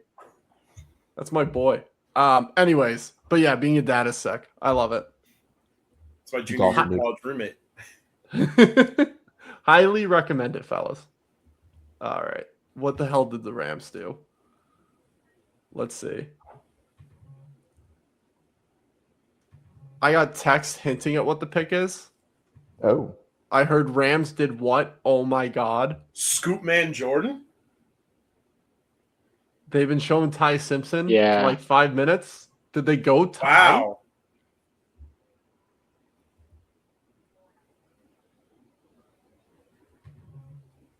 That's a crazy camera angle to show at this point in the draft. If that's not who they're going with. Yeah. It's like mean. Wow, Yeah. yep, there it is. Ty Simpson. Wow. Are you Wow. kidding? So, wow, I was very wrong in the mock draft that they're not going that they wouldn't be going quarterback because Matt Stafford has been playing well. All right, it looks like they're kind of getting ready to, work on the later future in Los Angeles. Wow. Ty Simpson, he's going to be backing up Matt Stafford, I would assume, for this season. What can you kind of make out of this pick? 2 Alabama players, by the way, drafted back to back at 12 and 13. Right. Yeah, Yeah. I like it. I've been, thinking about the Rams, and a couple years ago I had Bo Nix mocked to them. I know Matt Stafford's been dealing with disc issues in his back. He's old. Ty Simpson isn't very experienced at the collegiate level. This was his first and only year as a full-time starter. And I think he has really good tools. I know people on social media are definitely going to clown this pick, but I think his arm is a really good arm. I know he was playing through some injuries in the second half of last season, so that's why his performance dipped, but he was a Heisman front runner through that first half. And he's definitely capable of sitting. I mean, he sat behind Jalen Milroe. I believe he may have sat behind Bryce Young as a true freshman, but he also stayed after Saban retired. But I think in a couple years he'll be their guy, and I think it'll work out really well for them. And I mean, we've seen how Jordan Love has turned out after setting the bench for 2 or 3 years. So Absolutely. I think if any coach is going to be able to turn Ty Simpson into a really good quarterback, it would be Sean McVay, because he can do that. Let's not forget anyone. Also, there were questions on if Matt Stafford could walk, at the beginning of the season. Mm-hmm. His back issues are glaringly bad, and probably at this point degenerative. They were only going to get worse because he is close to getting into his 40s. Yeah, I mean, one bad hit and he could definitely mess it up further. So I know we were talking about Will Levis possibly going. I'm not going to compare Ty Simpson to Will Levis, but I definitely think that he is kind of in that mold, like gunslinger, pretty athletic, but is still kind of raw and needs that time behind a veteran. And I think obviously the Rams have such good offensive pedigree. It's the perfect spot for him. I think where this is really good and where Ty Simpson lacks is his, not just his pocket management, like how he avoids pressure, but if he does avoid it, when he does, he's inaccurate. Like he'll escape pressure, get his feet set, and he'll just have a misfire. That's what Matt Stafford is great at. Matt Stafford is really good at managing a pocket, and after stepping up or turning his shoulders, he can still deliver a strike, right? That's where Ty Simpson can elevate his game to the next level with his skill set that he has. And that would make him into a much better quarterback than he is right now. So I think Stafford's the perfect guy to learn behind that. Mm-hmm. Absolutely. And just so we know, the Ravens pick is in, by the way, at 14. They're, it seems like best guy available. Let's look at Jordan's board. I mean, Ruben Bain, Vega Ioane, Mekhi Lemon. I totally forgot about Bain. Yeah.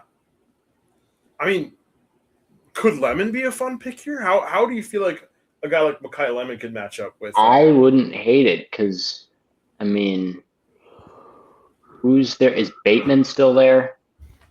Rashad Bateman? He could still be there. I know Zay Flowers. I believe he is. Zay Flowers signed an extension. Was a first-round pick, but he's not. I wouldn't want him as my wide receiver one. It's a bit of a loaded, definitely a loaded wide receiver room.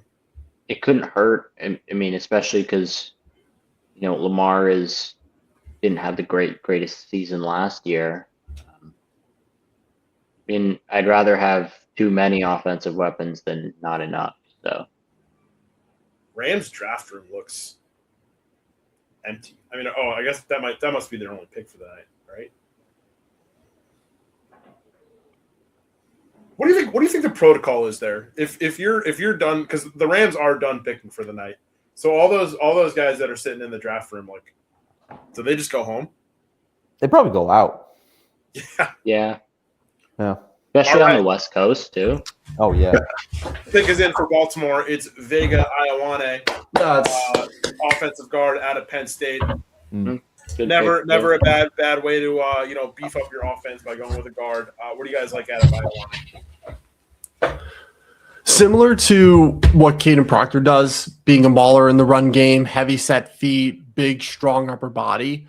That's what Vega brings to the guard position.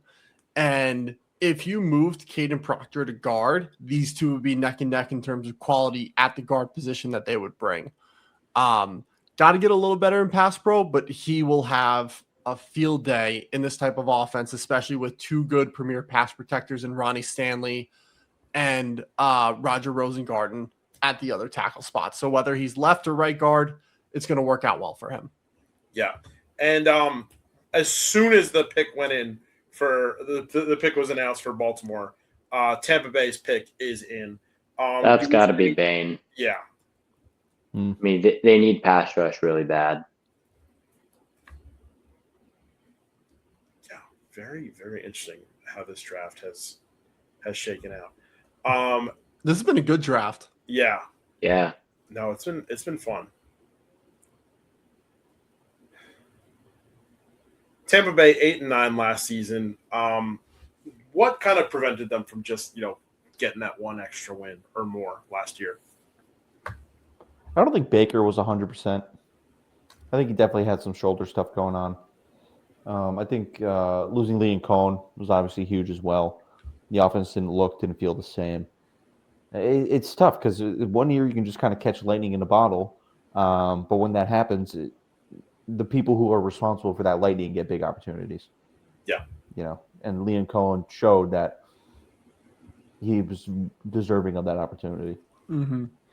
I think my favorite stat from that 2024 Bucs offense was that they were the first offense in NFL history to have over 4,000 yards passing and over 5 yards per carry in the run game. Just a really sick offense that Liam Cohn designed for them. I think losing Mike Evans for the majority of the season really hit them hard. They missed Chris Godwin for a few games. Emeka Egbuka did not have a good second half, but I think a lot of that was that Baker was not as sharp in the second half as he was in the first. Yes, injuries, but also some decision-making wasn't sound for him. The offensive line shuffled around a bit. They lost Kalijah Cansey for most of the season, and it looked like he was starting to get the ball rolling a little bit. So they just deteriorated towards the end from injuries and a play perspective.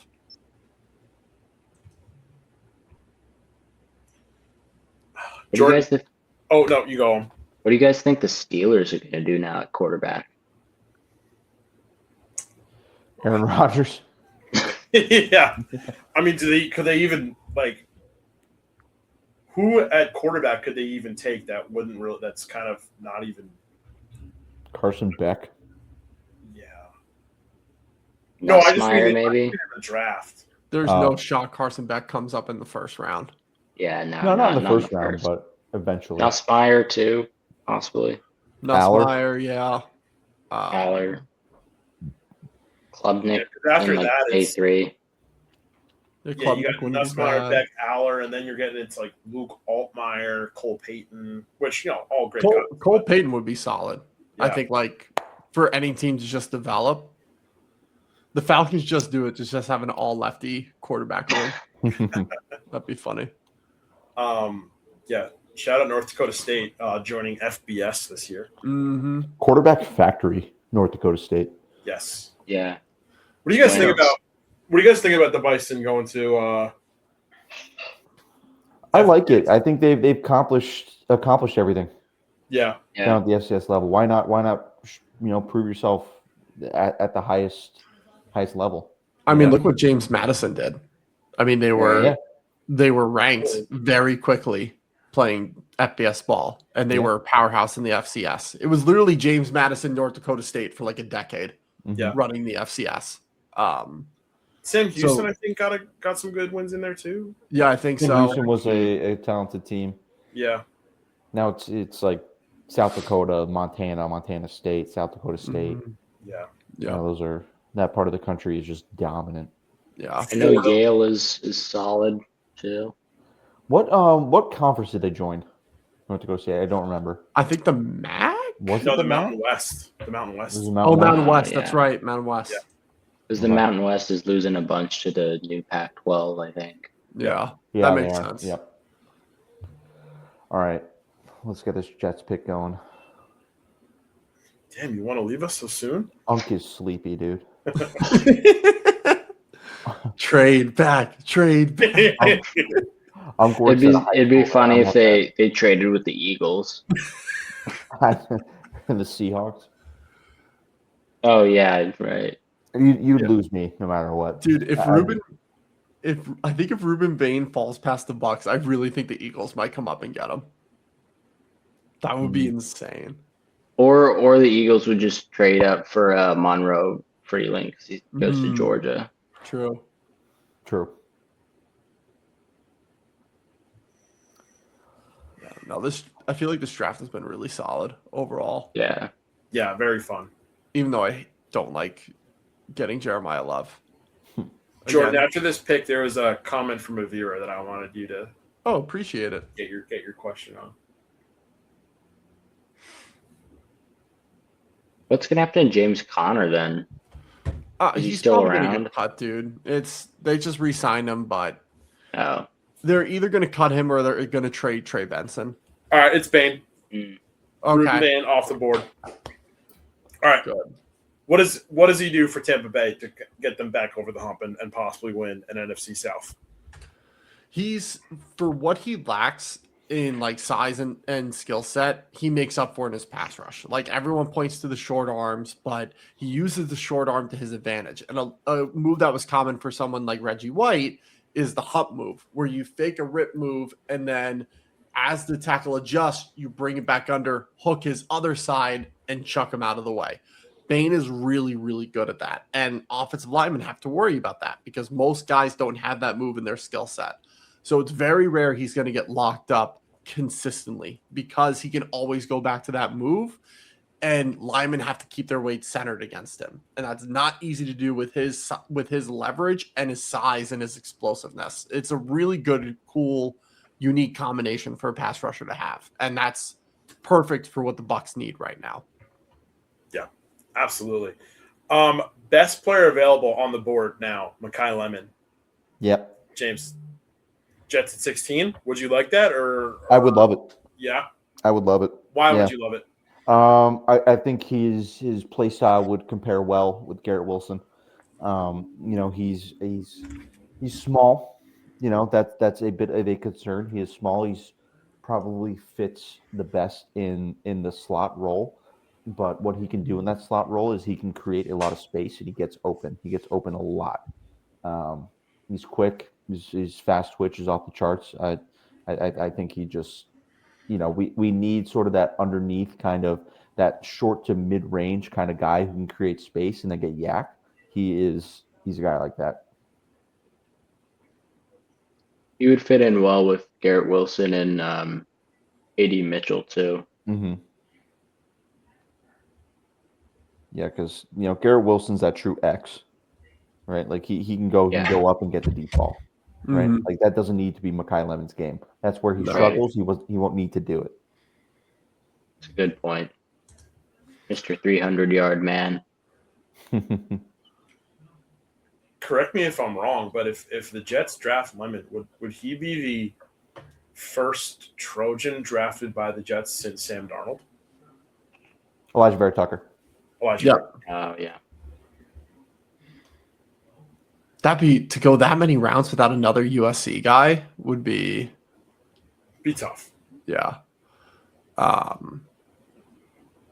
Jermon McCoy could be a fun reach. Oh, Kenyon Sadiq. This has got to be him. Oh, yeah. Like Mason Taylor's fine, but Kenyon is better. So you got to go him, right? I mean, would Jermon McCoy even be a reach at this point? I mean, he's the 16th. It's the injury stuff. Talent wise, he can do Yeah. it. But, and that's what most of this is based off of. The big board's based off talent, right? Yeah. Medicals are medicals, Shit But I changes think- all the time.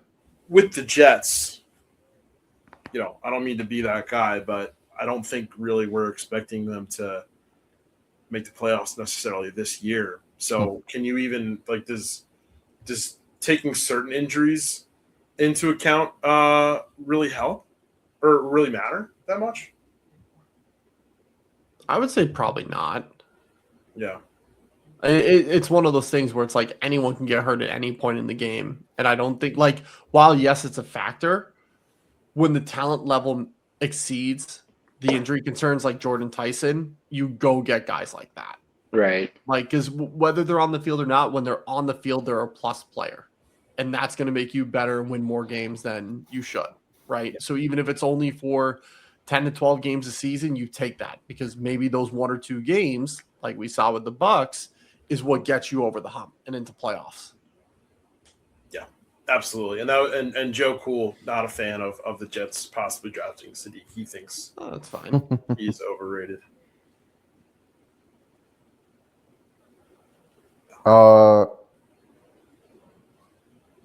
What do you got, Clubfoot? I might have just gotten it spoiled by New York Jets fans only. As of 6 minutes ago. Oh boy.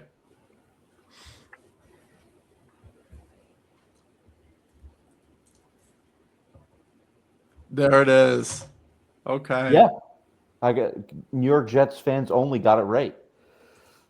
Okay. Look at you go, New York Jets fan only. Kenyon Sadiq, sorry. Yeah. Sorry to Joe Cool. Hey, but you know what? Let's no, Sadiq, he's over.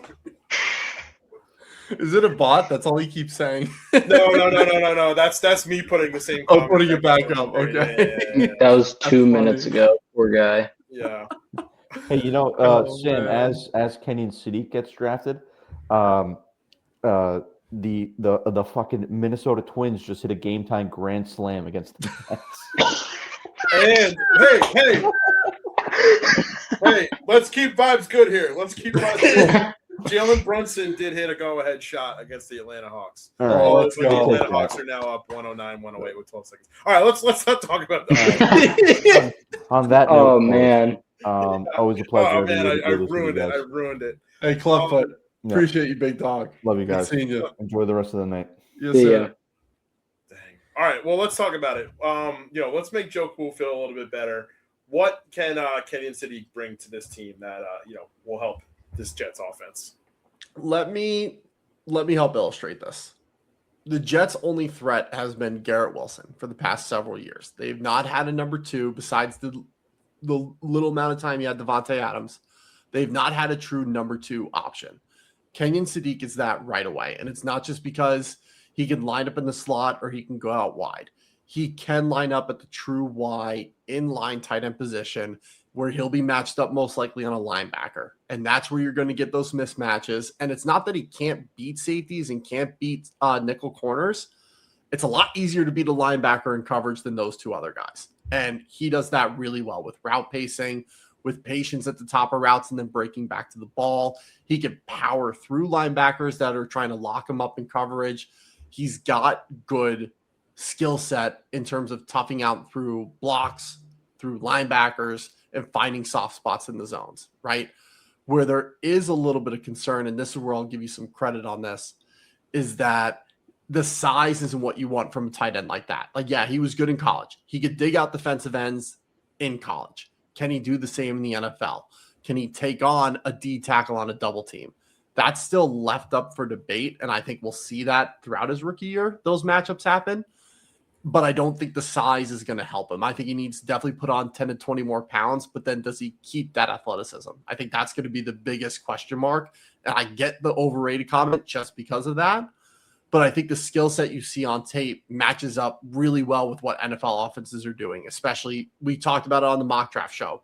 The Rams running a lot of 13 personnel with 3 tight ends and moving them all around the offense. Kenyon is a player who can do that. So even if you don't trust him at the Y, you have Mason Taylor there who can play that position well enough and then put Kenyon in the slot and let him live there. He can win out there. And that's what makes him a good, versatile player in today's NFL. Yeah, absolutely. The Lions pick is in. Detroit, they finished 9-8 last year, just missed the playoffs after 2 seasons in a row where they made the playoffs with 2 double-digit win seasons. Is getting the 17th pick here almost a little bit of a pretty solid consolation prize for the Lions? Do you feel like this is just a really fortunate pick for them in a year where they maybe just had a slight road bump, or do you feel like they really need to make a strong pick here to kind of get back and right the ship a little bit? I think it's definitely a nice thing for them. I don't think they have to hit on it right away. They still have a lot of talent. Obviously, Jahmyr Gibbs is now going to be that lead back for sure. David Montgomery's out. They still have Amon-Ra. They still have Jameson Williams. Sam Laporta wasn't amazing last year, but, he's still young and talented. And they were also hit by the injury bug last year. Aiden Hutchinson was coming back from that devastating broken leg that he had. Their defense wasn't great on the back end. I know they're probably hoping that Terrion Arnold can figure it out. He was their first round pick a couple of years ago. I honestly wouldn't be surprised if McCoy goes here just because he is so talented. He may have the medical concern, but I think they would be in a position to take a talented guy just because of the pedigree that they've built up the last couple of years. I think they're in a really interesting situation because if this pick turns out to be a complete bust, it could be, obviously not the nail in the coffin to their demise, but it could be a big reason why. Yeah.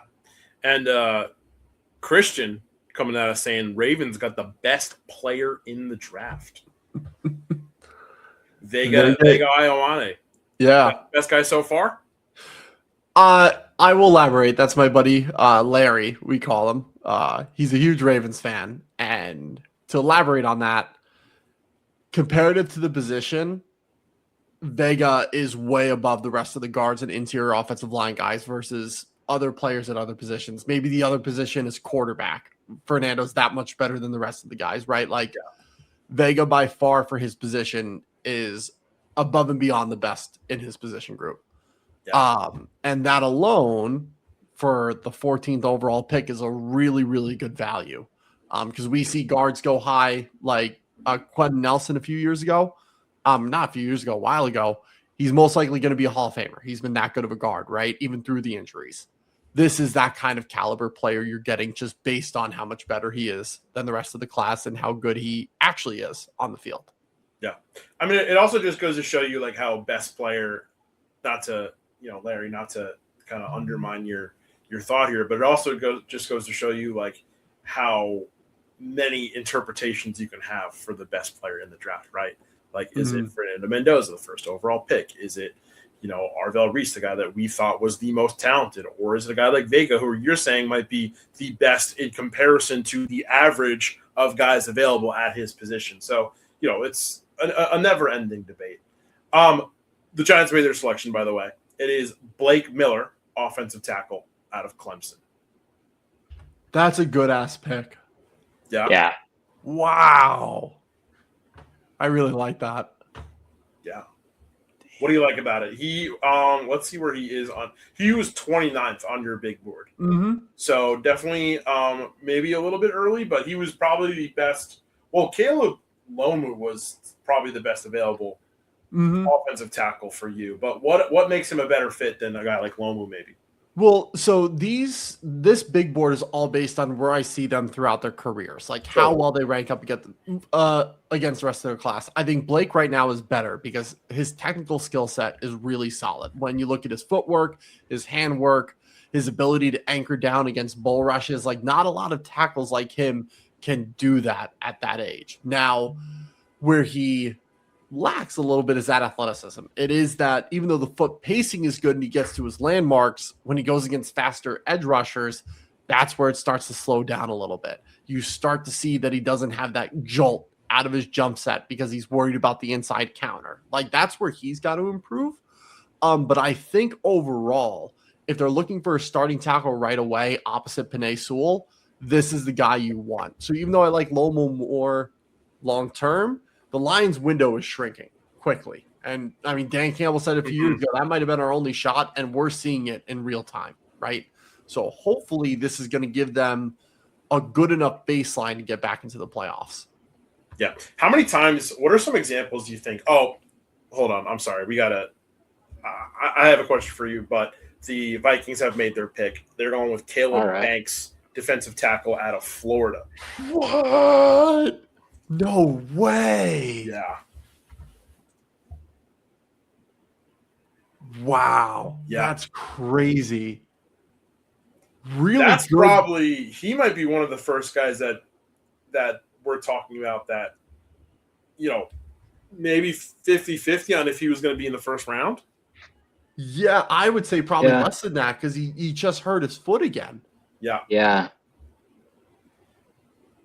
Wow. That's crazy. Like, just an unbelievable, like, just size and athleticism is ridiculous. And the skill set's there. Like, he knows how to use body leverage. He can pass rush decently well at his size. I don't think he can be a true nose tackle like his size would suggest, but he brings enough athleticism and juice as a pass rusher that he doesn't need to be inside. He can work at the 3-tech spot. So, but again, that foot is a big red flag for me at least. Are you surprised at how quick the Vikings got that pick in for them to end up going with Banks? It must feel like they were maybe even worried that someone was going to scoop him ahead of them. No, I think they were that sure, and they want the upside, which is upside is up there with the best in this class. Yeah. So if they looked at the medicals and they think the foot's good, then if they trust it, go for it. That's a huge swing for where this franchise is at. So yeah. Carolina's pick is in, by the way, at 19. I wanted to let you know. That's why I left the graphic back up there. Oh, you're good. Before we get Carolina's pick, I wanted to ask a question when we were talking about the Lions, talking about their window, right? They feel like their window might be closing. It might have already closed. Do you feel like there are other teams, and this is for either of you guys, are there any teams that you feel like in the recent maybe 15, 20 years that have kind of entered a position where it's like, oh man, we think our window might be closing here, that ended up opening back up, whether by, specific strategic moves or just by, the NFL kind of falling in their favor? I have a good example, but I want Ohm to take a shot. I might have one as well. I want to get your thoughts on, but that's a good question. It is a really good question. I can go while you think about it. Yeah. Can I give one first? Yeah, go for it. Because I think would you consider the Rams an example? That's actually who I was going to say.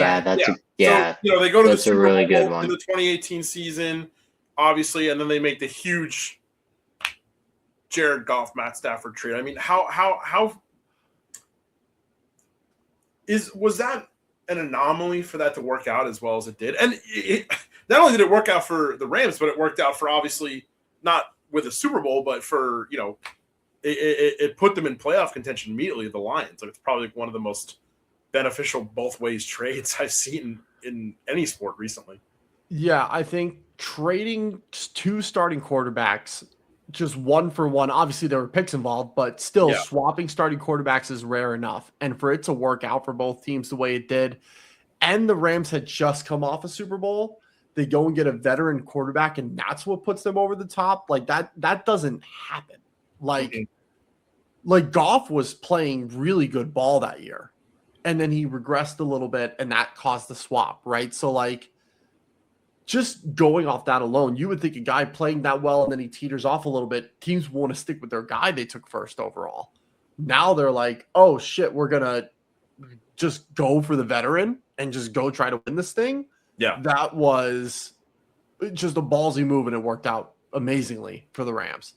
Yeah, absolutely. So maybe the Lions can, kind of look back at their notes, because they were obviously in that trade. And figure out what to do there.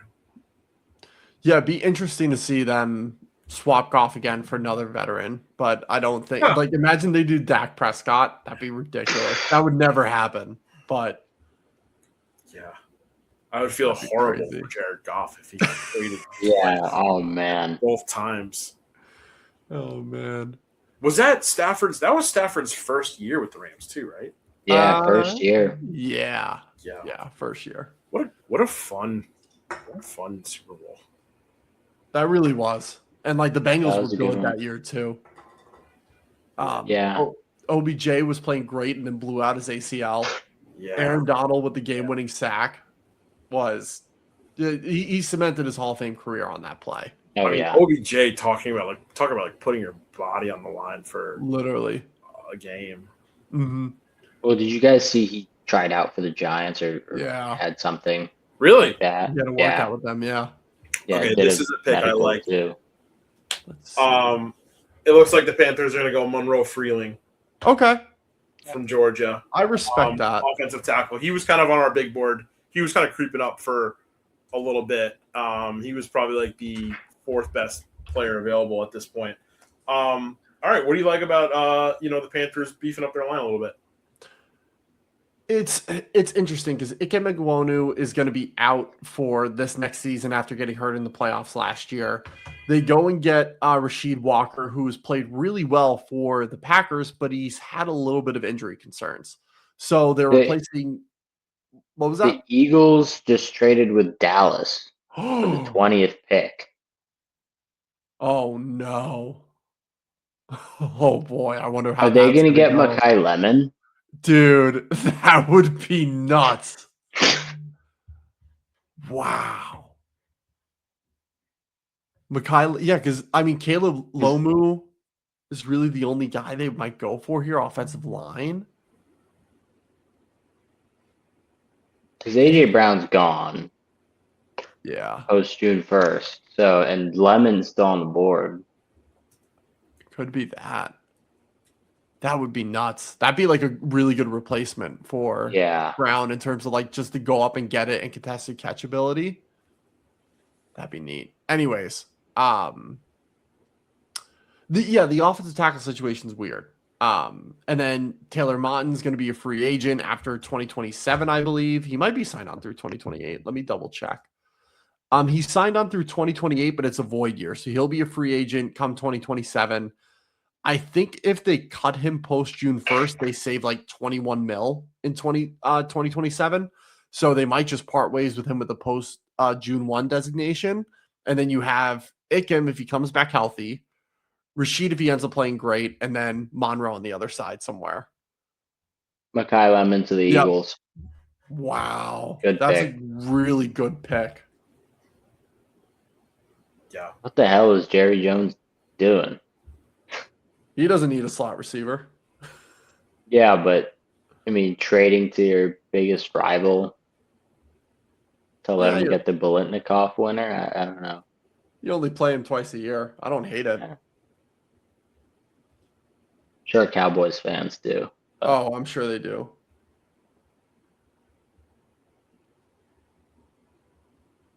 Wow. This has been a very, very interesting night. Yeah. Oh my. I'm honestly shocked that the Steelers are letting the clock run right now. Yeah, I feel like it's been like going very quickly. The Yeah. past few picks. It has, for sure. I'm also sure they're letting the clock run because they're going to do a big thing since they're in the city of Pittsburgh. Oh, totally. So they want to let them That makes sense. Yeah. Yeah, they had a couple guys out in the beginning of that. They had like Terry Bradshaw out, and I think TJ Watt, yeah, Hayward was there too. Imagine if the Steelers did like some whole like show just to like pick Carson Beck. Imagine, dude. Oh my god. That would be such a middle finger to their fans. It would be. I would hate that. Oh my god. So, just for an update for everyone at home, we have a draft matrix that's not on the screen right now. But essentially, I give who I think are going to be locks for the first round, who I think are fringe first, second rounders, and then guys who could sneak in. They most likely won't, but they could sneak in to the first round. So, of the first 20 picks, we have 4, 4, 5, 6, 7, 8, 9, 10, 11, 12, 13, 14, 15, 16, 17, 18. 18 out of the first 20 picks we had as first round locks. We have, I believe, just 2 first round locks left. And that being Dylan Thieneman and Jermon McCoy. The 2 other players that were taken that we did not, or the other 3, so it was 17, excuse me. The other 3 we didn't have as first round locks: Ty Simpson, Blake Miller, Caleb Banks. So Ty and Blake, we had fringe first rounders, and then Caleb Banks we thought was going to go outside but could sneak in. So not a bad hit rate. We'll take that.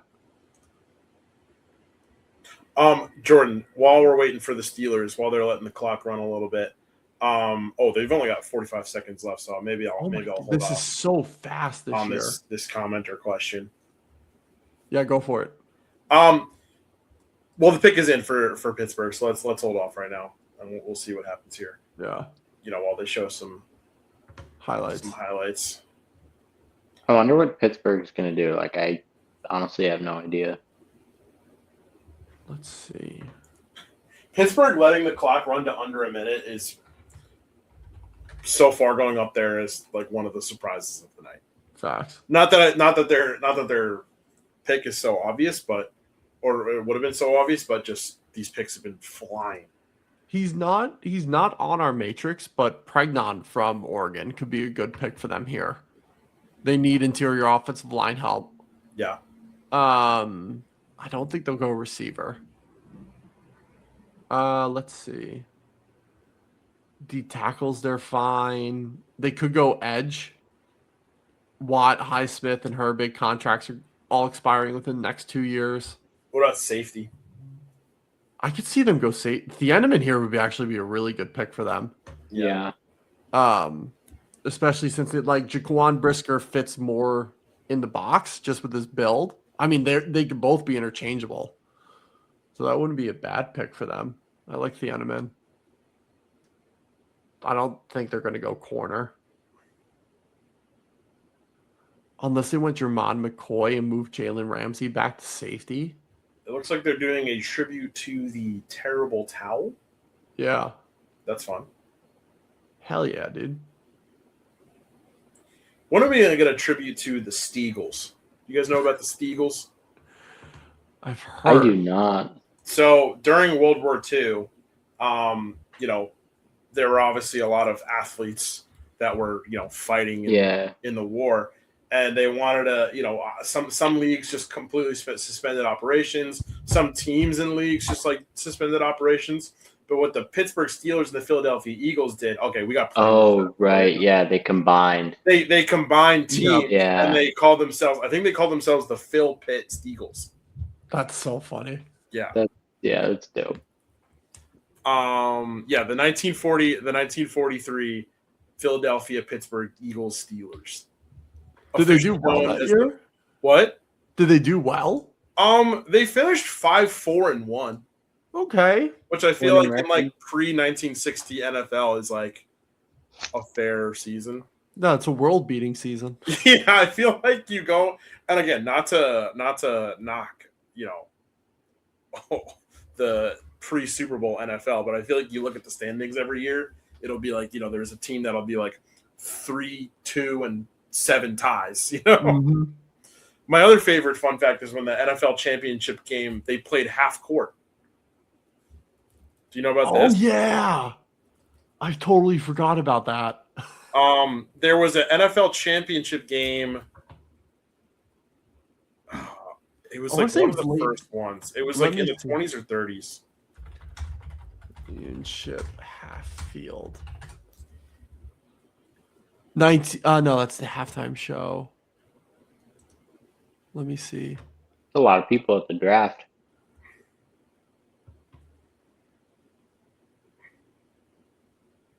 Favorite. All right, hold on.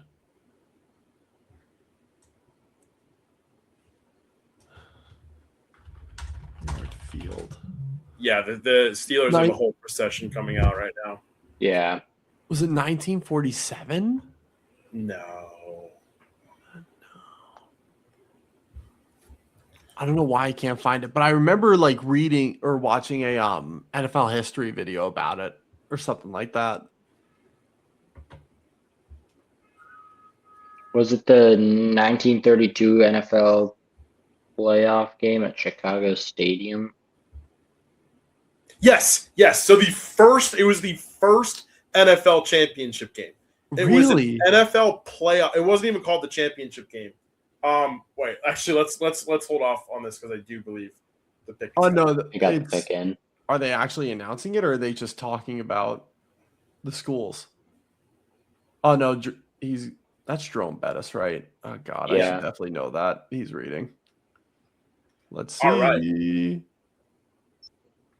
Oh, the pick, they're announcing it. Yeah, they are. Oh my God! Wow.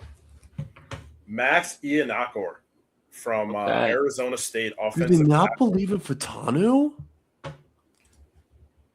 Oh yeah, that's okay. I believe the second Sun Devil drafted of the night, if I'm not mistaken. I mean, Broderick Jones hasn't been that good, so maybe they move Fatanu back to left tackle. Yeah. Or they move one of them to guard. I mean, Fatanu could play guard really well, I think. All right, so let's talk about it. What does he bring to the table for the Steelers in beefing up this offensive line?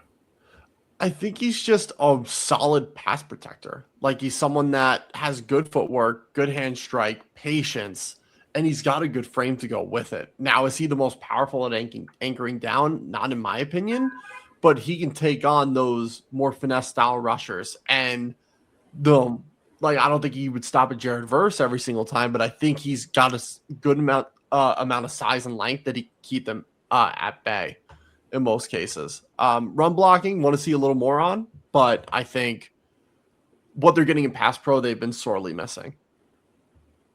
Yeah, absolutely. All right, so going back to the first ever NFL championship. Yeah, game. This was actually, so it's technically not the NFL championship game.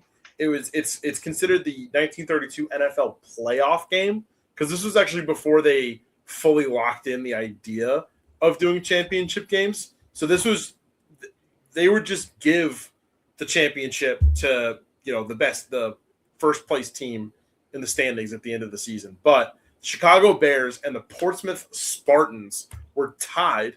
They were tied at the end of the season in the standings. Portsmouth was 6-1-4. Chicago was 6-1-6. That's hilarious. And so they played this game at Chicago Stadium, which is a hockey stadium. It was, I should say, a hockey stadium. It was demolished in 1995. It was also the home of the Chicago Bulls for many years until the mid-90s. But they essentially, obviously the stadium could not fit a football field. So they played it on a condensed field that was only 80 yards long and 45 yards wide. And so they would have to, switch sides a lot more to make sure that there was, enough room for both teams to. That's awesome. I love that. Yeah. One thing on the Ianakor pick, I see on TV, Schefter alert. Broderick Jones dealt with a setback from his neck injury. Oh, that would make sense. Yeah. Okay. Well, hopefully Broderick gets better soon. Because of all three, neck injuries are tough. I mean, look at Madubuike. He missed an entire season, and he's one of the most dominant pass rushers in the interior in the league. Same thing with Jeremiah Usa-Kamara, or however you say his name, the linebacker for the Browns. Yeah. And the Chargers pick is in at 22nd overall. Cool. Wow. Dallas is coming back up. Who are they going to go after this? Chargers got to go O-line here, right? I would think so. Akeem Messidor. Okay. All right, so they went edge rusher, Akeem Messidor, out of Miami. What do you like about this? Good. He's on the older side, right? I think he's going to be 25 during his rookie year. But what I like about him is that he's already really polished as a player in the run, in the pass. He can move inside and outside. He's got good hands. Like when your biggest knock is that you're an older prospect, that just means your ceiling's not as high as it can be. But they're getting a guy who can plug and play right away. And with Khalil Mack, he is coming back, but getting close to retirement. You have Tuli Tuipulotu, who might get lost in free agency. He's a good guy to bring in to just shore up the pass rush. So I think this is a fine pick. Yeah, I like it. I don't have anything else to add, but it allows them to do some different things defensively, and having him learn with Khalil Mack is another positive. Let's see. All right. I can't believe Thieneman's still on the board. You think the Cowboys double dip at safety? That could be very interesting. I mean, look, let's look at the 5 best guys available right now. I mean, Dylan. We already talked about him. Dylan. Oh my God, Dylan Thieneman is probably the best available safety right now. Mm-hmm. I mean, edge rushers, like we said, have always kind of flown off the board whenever possible. What do you like about Keldrick Falk? Like, where do you think he could fall in here?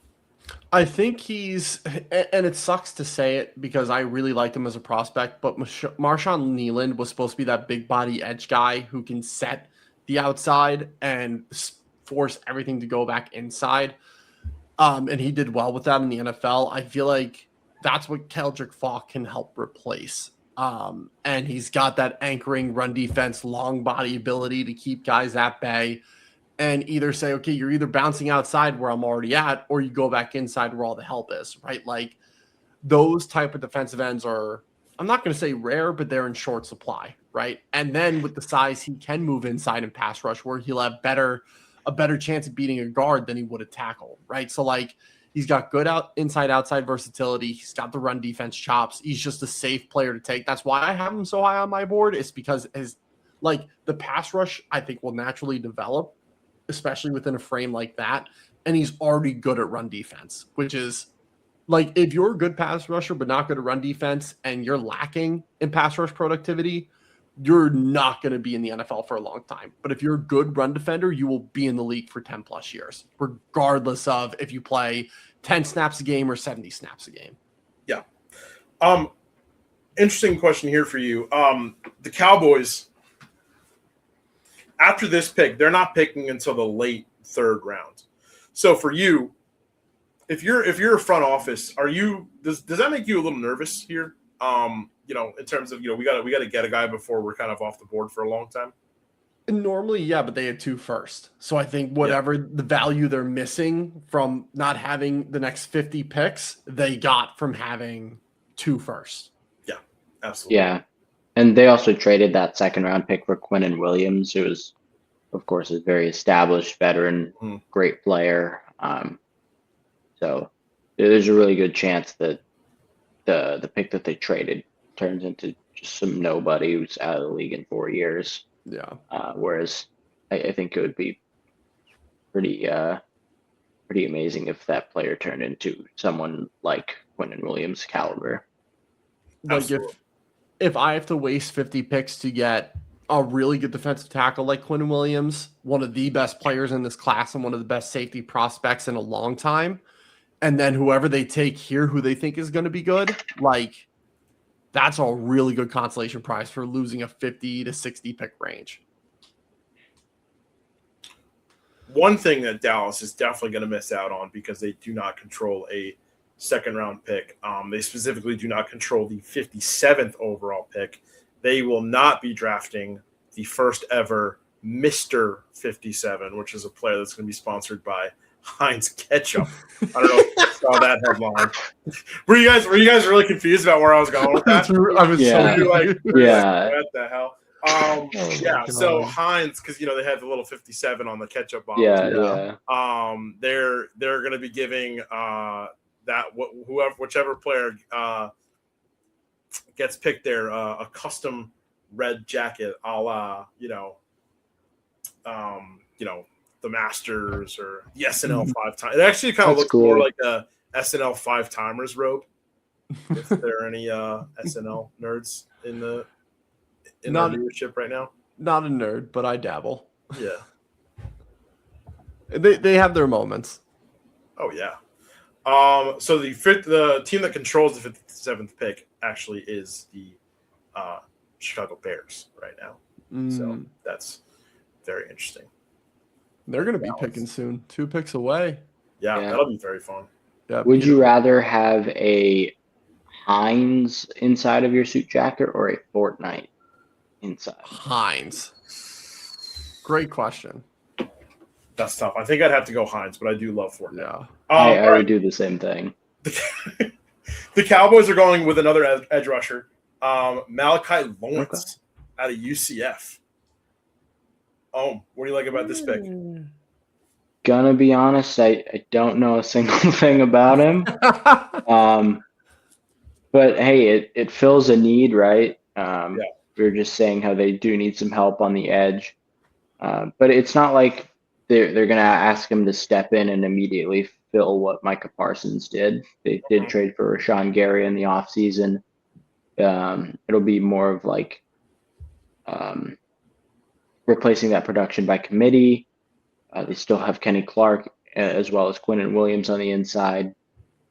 I think it's a fine pick, although I do think Falk would have been a little bit better just because, I think consensusly he's been higher up on big boards and talked about a little more. But, I mean, if you're filling a need in the first round, you're probably taking a guy who's, who you like and is definitely warranted of a first-round selection. Yeah, career high 7.5 sacks. That was in the 2023 season at UCF. Played 4 years there with the with UCF there. Jordan, like Ohm said, you're not really getting the production immediately that you would get that the Cowboys have missed out of a guy like Micah Parsons. But where can they build on his skill set the most to kind of bring him into a high caliber NFL edge rusher? I think it's just how deep the defensive line is at this point. You got Kenny Clark, who is just a good veteran who's going to plug up the inside. Quinnen Williams, who's very good as a pass rusher from the 3-tech spot. But then on the edges, Rashawn Gary, who's a solid veteran and has had good pass rush seasons, but has definitely fallen off a bit. And Donovan Ezeraku, who really came on towards the end of the season. So you have 4, at least at the very worst, average pass rushers. And when you put Malachi into the mix, and let's say all 5 of them are on the field at once, which a lot of teams are starting to do, these 5-man rush packages with 5 defensive linemen, almost all of them are going to get a one-on-one in not the majority, but a good chunk of situations. And even if they keep a running back in, that means you're going against a lineman and a running back. That's still favorable, right? Like, still double team, still tough to work through, but that's usually going to get eaten up by the better pass rusher. So you're still going to get one-on-ones with all your average to above average guys. That's going to lead to production. That's going to lead to sacks, lead to pressures. So I like it because he's got really elite burst off the line of scrimmage. His snap reaction time is great, and the ground he gains is awesome. I think his move processing needs to get a little bit quicker. You see a lot of times he always has a counter move ready, which is good. You want that. But the time it takes to get to that counter is where I struggled a little bit with his tape. But if he speeds that process up, we have a good pass rusher on our hands. And I think that's what Dallas needs, is someone they could put out there, inside or outside, say, hey, go win with speed and burst, and he'll be able to do it. Yeah, absolutely. And then Cleveland's pick is in at 24, so that'll be very interesting. That'll also be their second pick of the night. I think we're almost 3/4 of the way through. This Cleveland will be the 3/4 mark. Yeah, trying to remember who they picked at 9, I believe it was. They went Fano. Okay. Yeah. So yeah, I mean, could they go OT again? I don't know. I mean, they already filled maybe. Although it would be cool if they got Lomu, because him and Fano were the tackles for Utah. That would be cool. But I doubt they would do that. I mean, Denzel Boston maybe, wide receiver out of Washington, because who are their receivers? Jerry Jeudy, he's kind of over the hill at this point. I mean, what would you think about a guy like Casey Concepcion out of Texas A&M? Oh yeah, Or him maybe as even well. Omar Cooper. Yeah, I think one of those three would definitely be in play, because who's their number 2? Who, the Browns? Yeah, Let me see. is Cedric Tillman maybe? No, I think he's gone. Oh no, it is. Oh. Cedric Tillman's still there. Isaiah Bond, if Oh yeah, Isaiah Bond. maybe. He's more of like a gadget guy. I think Harold Fannon's their number 2, honestly. Oh, He was yeah. really good last year. But like if you want a 2 like receiver, Casey Yeah. Concepcion would be hmm a very fun option. Could see them going Denzel Boston, just get like a bigger body out there. But Right. KC would be really fun. I think they got to get Shedeur a weapon Yeah. if they're gonna, at least give him a fair chance. I guess. Yeah. I don't know. 100%. Let's see. I'm very intrigued by who they pick here. Because they went Fano, right? Spencer Mhm. Fano. Yeah. Okay. And they're going Concepcion here. I think that's absolutely the right pick. That's good. Mhm. Ton Monken's going to have a field day with him. That's awesome. Jordan, one thing you were kind of worried about Concepcion going into this draft was his physicality. Where do you feel like he's kind of come up short for you while watching him on tape? Especially if he comes up short for you watching college tape, it's obviously going to be a problem if you don't work on that in the offseason. Going up against NFL-sized guys. So where do you feel like you want to see him kind of make that jump the most? I just want to see him play better through the contested catch point. Like, it's not going to happen often because he's got really good speed, really good route running savvy, and just really good explosiveness off the line of scrimmage. So most people he's going to go against, he's not going to have to make a contested catch. They're also going to game up touches for him, whether it's in the screen game, jet sweeps, the cheat motions, and get him running. Like, they're going to get him the ball that way. So I think he's going to be good, but to go from good to great, he's got to make more of those big body catches. He's got to have less focus drops. He's got to be just more consistent with his hands. And look, like, the high drop count isn't what bothers me. It's when the drops occur and how they occur. And that's where I think if he can clean those up a little bit, he'll be good to great as a receiver and a really good. And honestly, he could end up being their number 1 target by the end of the season, depending on how Jerry Jeudy keeps his trend going, because he has not been the receiver we thought he was going to be since he came out of Bama. Yeah. Jordan, I that question I wanted you to, or that comment from a viewer I wanted you to talk about while we've got about 2 minutes left while the Bears are on the clock. Cool Socks talked to us earlier in the night, about an hour ago. He was talking about, the Jeremiah Love pick for the Cardinals. He just feels like, it's going to be a pretty full running back room. What do you feel like the competition is going to be like in that running back room, during OTAs, during training camp? I think either James Conner or Trey Benson is going to get traded or cut. Trey Benson, I was not super high on him coming out, but a lot of other people were. I think the skill set's obviously there. I just don't think he's working out with the Cardinals. So I could see a trade. Good young candidate, try to get something from him. Keep Connor around as the veteran presence as he recovers and just to be a hammer from behind the line of scrimmage. Tyler Algiers, I think, is probably going to get the most touches out of that back, or at least the most carries out of the backfield, especially in the first half of the season. As Love comes along, gets developed, they figure his stuff out. But I think it's going to be a split, especially with the Connor injury. Tyler Algiers only had 1 season of being that guy. If we went into the season without Love, I would say Algier would be our leading all touches out of the backfield. and he's shown he can do it. He did it at a high level his rookie year. Now he hasn't run the tread off his tires, right? So, but now I think that might be a better complement with Love, where Algier can be the hammer, Love can be lightning in a bottle, and then when Algier needs a break and Connor's ready to roll, Connor can be that in-between guy because he's got the receiving prowess and he can run through guys. So it'll be an interesting running back room. I think Benson ultimately is the one that gets traded, but if Connor's recovery does not go well, I think he's going to end up getting cut. Yeah, it feels like James Conner's been on the Cardinals forever too, right? Yeah, and he was on the Steelers for a while before he went to the Cardinals. Yeah, he's been in Arizona since 2021. Mm-hmm. Just crazy thinking about it that way. Because I feel like, what was he? Was he 2017, 2018? Yeah. Yeah, probably. He's been in the league almost a decade. That's bizarre. Wow. Well, and he's been a really fun player. Like, he exceeded all my expectations I had of him when we picked him up. For the record, I know we were lamenting New York sports for a second, and you talked about the Mets, the Twins tying up the Mets on a grand slam.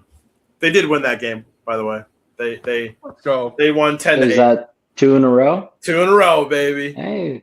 Shout out. Sports having a great night all around. Yeah. Shout out, the Yankees just swept the Red Sox, so Yeah. that's Let's fucking go. unfortunate for me, but hey. Great for me, The Knicks did lose. I did see that. Yes. Oh, they did? 109, that's 109, so- 108. Wow. If they lose to the Trae Youngs without, or To the to the trade. Hawks without Trae Young, that would be bad. Yeah. Especially because they were still chanting F Trae Young. Mm-hmm. Yeah. That's crazy. They're down 2-1 now, right? Yeah. 2-1. Yep. Dude, Mikal Bridges was doing straight up cardio. 21 minutes, 0 points, Oh, 1 God. rebound, 2 assists, negative 26 on the plus minus. Jesus. How many shots did he take? He was 0 for 3, Oh, my God. 0 for 2 from 3-point. That's brutal. Yeah. That's tough. Got Landry Shamet playing playoff minutes in 2026. Oh, man. Well, at least WWE's Danhausen has lifted the curse on the Mets. Thank God. Yeah. That will be as good when the Mets are good. I will say that much. Has not been too often in our lives. They got what's that guy's name? Frisbee Dad? No, Kickball Dad. Out on the draft room. That's funny. Zachary Ricochet got DNP'd again. Oh, man. Jeez. That's bad for the That's Hawks. They're still up 2-1. All right, Yeah. pick coming in for the Bears. That's when you know we're getting late into draft night. We start talking about other sports. All right, they're going Dylan Tiedemann, safety out of Oregon. That's a good I like it. pick. Yeah, we were waiting for him to fall off the board Oh, for thank a long, God. long time. All right, so what does he do for the Bears? How does he help, the reigning division champs kind of get back into, a second division title? He's a free safety who comes downhill and hits hard. He's got really good trigger, really good coverage ability. And even if he's not playing full time right away, he was such a good special teamers early in a special teams player early in his college career. I mean, just that alone, when guys have the special teams background and are also good players, you're in for someone special. Whether they end up being good or not, they're going to be a great contributor on your team one way or another. I mean, the thing that I want to see from him is bulk up a little bit more, improve those pursuit angles, but the speed, the trigger, the range, all of it's there in coverage and in the run game. I'm shocked he fell this far in the draft because he's a good football player. So now we're getting to the point we're in the final quarter of the first round. Why has why haven't Jermard McCoy and Keldrick Falk not really fit anywhere so far in this draft? I think for McCoy, it's got to be his health. Jordan, you had him 14th on this big board over here. Like you said earlier, that's a talent evaluation, and it doesn't really factor in too much of the medical concerns. I would, if I had to guess it, I think it would be his health. I mean, I don't think Buffalo would take him because they just took Maxwell Harrison last year.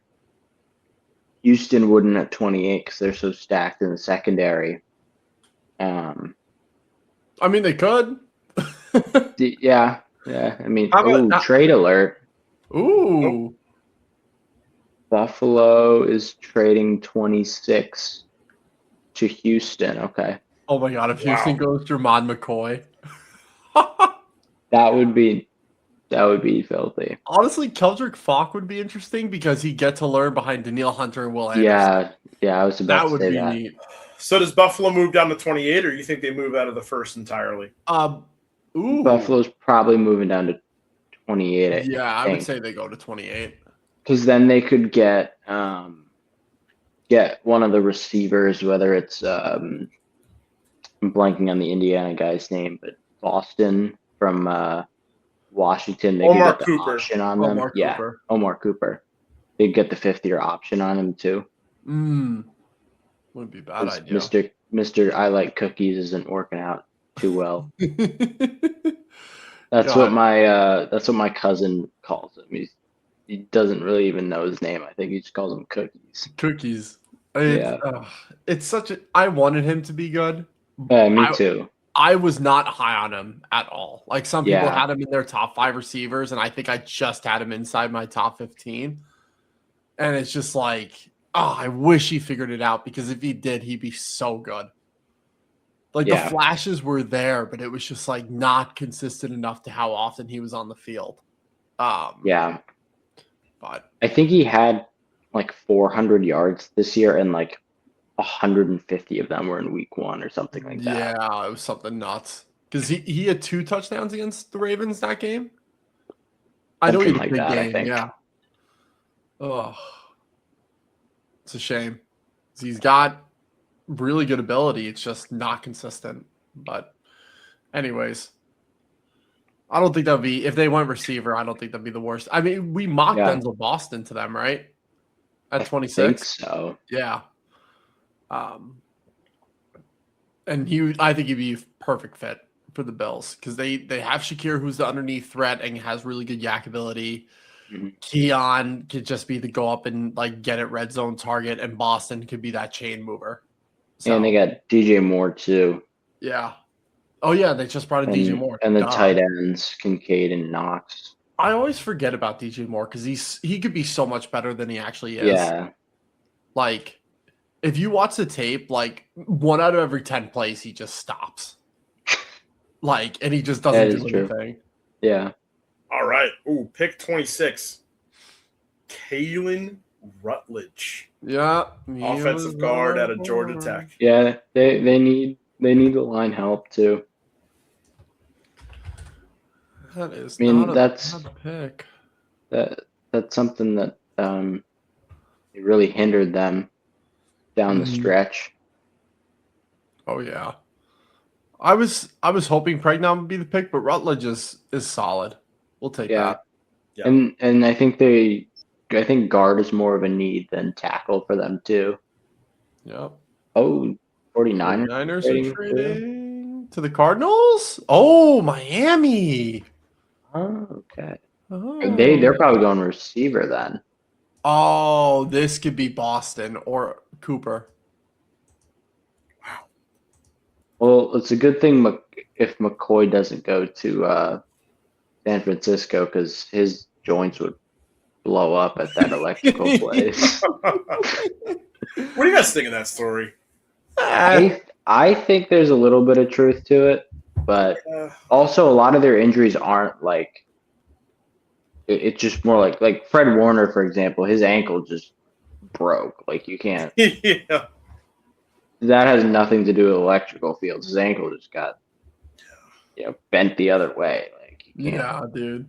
But it is definitely interesting.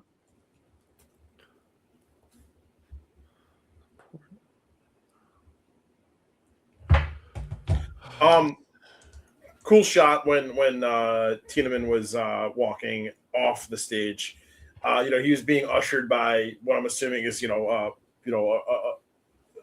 someone working in NFL production, kind of showing him where to go off the stage, and then he immediately gets ushered over to a group of Bears fans sitting front row. They give him a big bear hug. They're all patting him on the back. That's awesome. What do you think? Like, I mean, do you think he's loving that, or do you think he's even just like? I mean, obviously he is. He just got drafted to the NFL, but like I feel like if we were to ask him this, like in 3 days, like how it felt, that immediate embrace by the Chicago fan base. Like, are you even registering what's going on at that point, or are you just so numb that you're just kind of dapping up anybody in front of you that you just got drafted into the NFL? I think it could be a mix of both. I think when they're on stage right away, right after, like it's definitely surreal. Yeah. But I think after you do like the interview, I mean, the agents have been talking. You probably know you're a first round pick. Mm-hmm. So you've been able to like process it a little bit. So I think when you get that embrace from the fans, I think that's when it like all settles in. Like, yeah, this is where I need to be. Yeah. So. Yeah, I would agree. At what point it's got to be such a cool moment for them to interact with the fans because, yeah, I mean, I'm sure it's pretty stressful from January to now with incredibly all stressful. the amounts of workouts and pro day, combine interviews. Yeah. To finally get to have that real fan interaction. Mm-hmm. Especially at this point in the night, right? Because look, we've got 6 picks left. There are guys sitting in that room right now, in that green room, that are not going to get selected tonight. So do you feel like at that point, like that kind of starts creeping in for some guys too? Yeah, for sure. Absolutely. I know it would for me. Who is still in the draft room, by the way? That's a good point. Let me look. Let's get a full list here.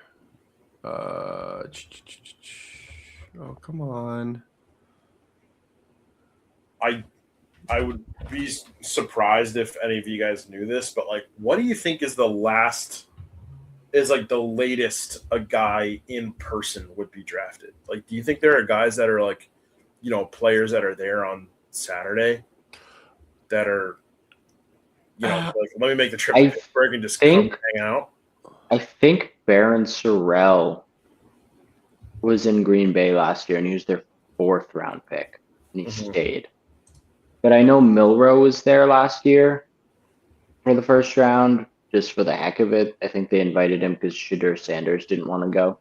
Yeah. And he was just there supporting his Alabama guys. I mean, because he knew he wasn't going to get drafted. But he was a 3rd round pick. Malik Willis day 2. was invited and he stayed around. Yeah, that's true. Yeah. That's cool.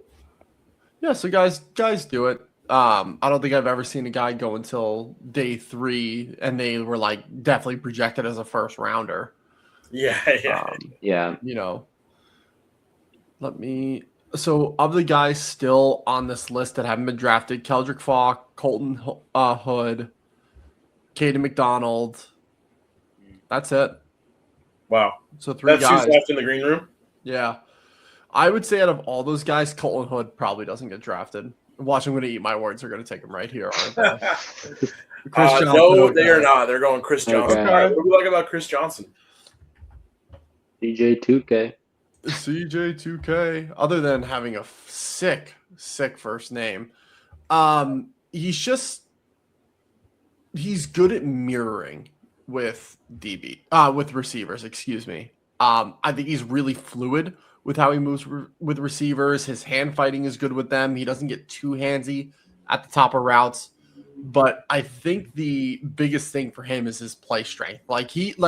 His hands are decent enough to work with guys. But I think when he goes against those bigger body receivers or he's getting blocked, that's where he really struggles to be a factor on the defensive side of the ball.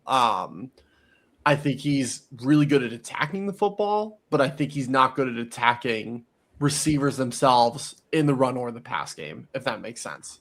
But I think the ball skills are really solid. Yeah. Ooh, Bill's trading again. Wow. Yeah. New England. Peter Oh, Woods, is this you? And the pick is in. That's interesting. Or are they going to go receiver? Yeah. But no, they're getting AJ Brown. They're going to get Brown. And they just got Romeo Dobbs, too. Jacob Rodriguez would be really interesting right here. Yeah, they need linebacking help. Yeah. Anthony Hill, too, I guess. Anthony Rodriguez is more of like a Vrabel type of guy, though. I feel like. Well, CJ Allen from Georgia is another guy. He's not on our matrix, but when they introduced the green dot to college, which is the defensive play caller, they get the calls called in. The Georgia DC, like in an interview, said, "Yeah, I let him call the majority of the plays. Sometimes I would give him options, but most of the time he would just call something on the field. So just having that play presence and knowing what to call and when while on the field is a huge plus factor, and I think teams know that from the interviews. They could go offensive line here too. Could. Line wasn't great last year. I know Morgan Moses is getting up there in age. Are they bringing him back for another year? Yeah, I think so. And then they're kicking Jared Wilson from left guard to center. Yep. They brought in Elijah Vera Tucker, but the depth is not great. Yeah, the depth is bad. Let's see. Yep, good call. Yeah. Caleb Lomu. Wow, that's funny because he just creeped into your best available, the 5 best available. All right, so New England shoring up their offensive line here again. So the Bills traded back twice. Yeah. Mm-hmm. I wonder if they'll use those picks to jump into like the 3rd round or whatever. I don't know what their I don't think they have a 2nd round pick. Is. Okay. So they might try to do that. Oh, right, because that went to Chicago for DJ Moore. Yep. Good point. Caleb Lomu, I have him higher than Blake Miller. And it's just because he has a really good frame that he's going to be able to build into. I think where he lacks is some power and some like reach and really getting good extension on his arms. And it's not that his frame can't do it. I just don't think he has it right now. But that's something you can develop. So I think from a technical standpoint, between footwork, punch timing, all the stuff we've talked about, a lot of the safe tackles in this class, I think he has the best build to mold that power and that strength as he progresses in his career. Yeah. So is he their left tackle? Utah's left tackle? Yeah, I'm wondering if they'll kick him into guard. Because I think they want to leave Will Campbell out there as much as, I think T-Rex arms. I think the biggest thing for him is just like to work on his foot pacing. Like we've been talking about that a lot with the tackles. I don't think they would end up moving him inside unless he couldn't figure it out. Because his problem now, he gets way too vertical in his pass set. And if you move him to guard and try that, he's going to get destroyed, Yeah. So I want to see if they work on his pacing and timing, and that helps him out later. So we have the Chiefs, 49ers, Bills, and Seahawks to round it out, assuming no more trades. It'd be funny if Casey just goes with McCoy here. Yeah. And the Chiefs pick is in, by the way. So how do we feel about that? I mean, this has got to be a pass rusher. And I would assume it's Peter Woods. That's right. Yeah, he hasn't gone yet. Could also see R. Mason Thomas. He's probably the most polished pass rusher out of the guys left on our big board. Yeah. So imagine they went Drummond McCoy and double down at corner. That'd be fun. They did lose McDuffie and Cook. So. Yeah, they did. Could see something like that. It could be Emmanuel McNeil Warren. Could be him. He's a good versatile safety out of Toledo. Yep. We talked about windows earlier in the night. We were talking about obviously the Lions window, the Rams window, the Chiefs. Very interesting window, obviously. Yeah. definitely a transitional period for Kansas City. Patrick Mahomes, he's still got plenty left in the tank, but the big question right now, Travis Kelce, he's circling. That's not I don't want to say that, but he's pondering retirement. It seems like from everything. But how do you evaluate Kansas City's window? Is it something that they're trying to reopen? Is it something that they're trying to keep open, or is it just kind of in this weird limbo right now? I think it's definitely open. I mean, I don't feel comfortable saying it's closed when they have Patrick Mahomes and they still have Andy Reid. They just signed Kenneth Walker. I know that their running back room was not great last year, so he'll definitely take some of the load off. But I need to see something from Xavier Worthy. Just being a Texas fan, I think he's been very disappointing from what he was in college and what I thought he could do. I need Rashee Rice to stop being stupid off the field and lock in, because he is their number one receiver. And if he's doing dumb shit in cars and whatnot, that doesn't bode too well for their offense. And they do need pass rush help, like you said, Jordan. But I think you're just a one-off year. And I think having Kenneth Walker will definitely help balance out the attack, because I mean they were just really one-dimensional offensively last year, and that dimension wasn't great because they weren't getting much production from their receivers either. Yeah, and I think getting someone with the talent level of Kenneth Walker is going to force Andy Reid, who does not like running the ball, to run the ball, especially with Mahomes coming back from injury. Yeah. The receiving core is not what we thought it was going to be at this point. With some of the guys that picked up, Rashee Rice obviously hasn't been consistent or healthy. Travis Kelce's up there in age. Xavier Worthy is not panned out. Like, there's a lot of question marks revolving this passing attack. So I think getting someone like Kenneth Walker is perfect for where this franchise needs to go for about a year. Yeah. I don't think their window is closed by any means. I just think they need to pivot in the right direction to let Mahomes come back and build this roster until it's ready for another run. And it could be as soon as this year. Like Mahomes could come back and be slinging it, and Xavier Worthy could take that next step, or she doesn't do anything stupid, right? Like they might take a receiver here, that helps out with that. So we'll see what happens, because the pick's in, right? Yep. And it's Peter Woods. Yes. All right. You really like this pick. Dude. How does he fit into what Kansas City needs to do? That's going to be filthy. They need a pass rusher. And even though that's not his strong suit, he's got such a good frame for a D tackle to build on a pass rush he's already developing. The run stopping ability is awesome. I think he's one of the best run stopping 3 techs in this class. I mentioned it on the mock draft, but I've been watching him since his freshman year, and his ability to lock out, and not just lock out with the arms, but get the hips involved and get knocked back from the top section up. I mean, you see it in some of the clips they're showing here. His hand strike ability and how in sync it is with his hips is just, from a technical standpoint, is so much fun to watch. Oh my God, the Jets came back into the first round? Whoa! Anyways. Okay. Somebody get Clubfoot on the phone right now. Yeah. Homie's asleep and gonna wake up like, who do we get? This could be Jermon McCoy. Anyways. Yeah. I feel like we've been saying that for like an hour. I know. He's the guy that's fallen. Anyways, Peter Woods, I said it on the mock draft pod. This is a guy with legitimate Hall of Fame potential, in my opinion, just because of how good he's been since a freshman at Clemson, what he's developing into, and how much more room he has to grow. And now he's going to be paired up with Chris Jones, one of the best pass rushing defensive tackles of his generation. This is a really good fit for KC.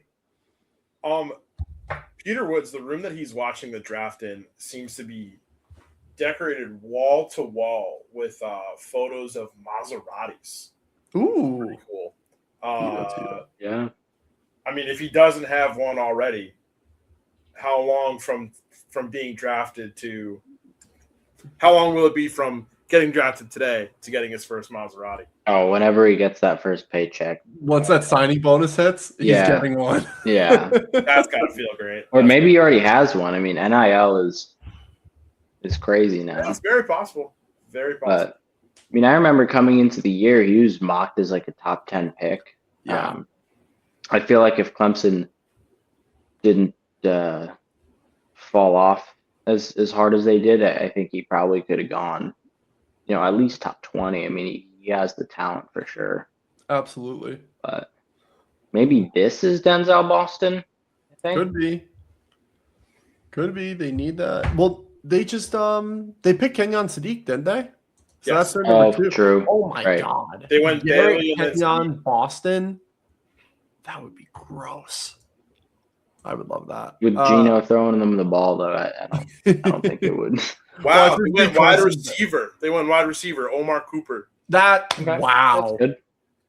Double dip. Yeah. Good job. That's very interesting because I remember I said in our mock draft that I was like, what are the? It's very interesting that we didn't. I don't think anybody picked Omar Cooper in our mock draft. No, we didn't. It was very interesting that the reigning national champs might not get multiple guys in the first round, which is not impossible. It's not that it's not like it's never happened, but I just thought it was just kind of interesting that people weren't super high on a lot of Indiana guys outside of Mendoza. But obviously, this is bucking that prediction. So Omar Cooper, what does he kind of bring to the table for New York here? I think I think this is all hypothetical stuff, right? If Mason Taylor isn't the why they think he is, they can move Kenyon there, and then he becomes your number 2. Omar Cooper, that is. Mm-hmm. And I think what he brings to the table is that catch point physicality and being able to just go up and grab a ball in traffic, whether it's over the middle, on the outside, short. He can make tough catches happen on a very consistent basis. The other part of his game that I really like is his ability to work the middle of the field. And that's a place where quarterbacks, that's where you see that divide in good quarterbacks versus great quarterbacks, is their ability to work over the field. And I think Gino is someone who, given his faults, does a good job of working the middle of the field. So you have Garrett, who's your wide receiver 1 and can do whatever you need. You have Kenyon Sadiq, who's going to be your move guy, your slot guy, can work inside out. And then Cooper's your guy who's over the middle, right? Like, I think that's where the fit comes in for this type of guy to this type of offense. So I love the double dip personally. Yeah. You also get the 5th-year option on him. Yep, true. That's really solid. That's a good draft class for the Jets. Yeah, and still a couple days to go. 2 picks left tonight. We got, obviously, I've been keeping track of 5 available guys. So that means there's going to be at least 3 guys that are scrolling on the bottom of your screen or the top of your screen if you're watching in portrait mode. At least 3 guys on our next available. Could be all 5 that are not going to get drafted tonight. Like we said, we were kind of talking about guys like kind of hanging around. Jordan, if you could say anything to guys who were maybe in that green room tonight that go home without a team yet, what would you say? I would say it's not a matter of where you get drafted. It's a matter of how you play and how you show up. Like, yes, obviously it's great being a first-round pick and having the potential to earn that 5th-year contract and get even more financial security. And, yeah, the money's a lot different. But if you are a good player, shit. another trade. Yeah, Titans just traded up. The Titans. Titans? Yeah. Bills just traded out of it. I have no idea who this would be. Pass rusher? Zion Young? Could this be Keldrick Falk? Falk, maybe? Jermod? We just got a couple corners, but I'd be down for that. Caden McDonald to go with Jeffrey Simmons? Ooh, that would be nice. Because we did just trade Chavondre Sweat Yeah. to the Jets. He would be a good replacement at nose. Yeah. Anyways, back to the point. It's just a matter of what they do on Sundays. And yeah, like, even though you're expected to be a first-round pick and you don't, it's still awesome to get drafted. It's awesome to be in the NFL. And no matter what, you're going to get an opportunity to prove yourself. I mean, we see undrafted guys come out of nowhere and absolutely wreck it and do a great job. And we see first-round picks fizzle out within 3 years. Like, the NFL is changing. It's always volatile. It's a matter of the work you put in and how you fit in the team that you're on, right? Yeah. And like, it's cliche to talk about it at this point, but I mean, the greatest player in the history of the league came out of the 6th round. Exactly. Right. Wow, I was not expecting another trade again. This has been. I'm shocked there were so many trades. I think that's been the most fun part, is that with 8 minutes, you're like, oh, no trades. I think this has been the most trades we've had in years. I mean, it's killing our mock draft, but that's okay. Usually happens. Yeah. All right, let's see. Goodell, read the damn card. We got 2 picks left. It's almost 11. What is he talking about? I have no idea. It's Falk. Okay. That's good. Yeah. I'm all for that. All right. Unexpected pick for you tonight. Yeah. How did the Titans pleasantly surprise you? I love it. I mean, Falk is 15th on this big board here that we had. I think I had him. I may have actually had him going 15. I forget if he was. Did we mock him to the Bucks? I think possibly. But he can step in right away, start for us on the other side of Jermaine Johnson. But I like it. Salah wants athletic guys who can do multiple things and can stop the run, and he can do that. Getting the 5th-year option is nice as well, like we've talked about. I'm sure that the Titans had him on their radar. I think we would have had the 35th pick in the 2nd round, or the 35th overall pick. But just trading up, getting that 5th-year option, and he's going to be able to step in and not have to shoulder a huge amount of pressure because we have Jeffrey Simmons, because we have Jermaine Johnson. We added Cordell Flott, and I'm forgetting the other cornerback that we added in free agency. Alontae Taylor, yep. There's also a John Franklin Myers, a D tackle. John Franklin Myers, yep. Yeah, Salah's overturned the defense for sure. But he'll be able to learn from those guys. He doesn't have to make an impact right away, and he gives them a high upside guy who will be able to produce from day one, I believe. Yeah, and Salah likes those big body edges. Like Eric Armstead made a living going inside outside. Like he thrived in that 49er defense when Salah was there as DC. So I think Keldrick is, I don't know if he'll ever be as good as Eric Armstead, but the talent and fit is definitely there. Yeah. We'll say his hairline is crispy. Yes, sir. Well, the one thing I noticed when he was putting the hat on walking out to the stage, it took him a couple seconds to get the back strap adjusted on the hat. And I got to say, if I was getting drafted, that would be – I would not want that on camera because I have a big head. And I'll show you guys right now. Like, all of my – this House Enterprise hat.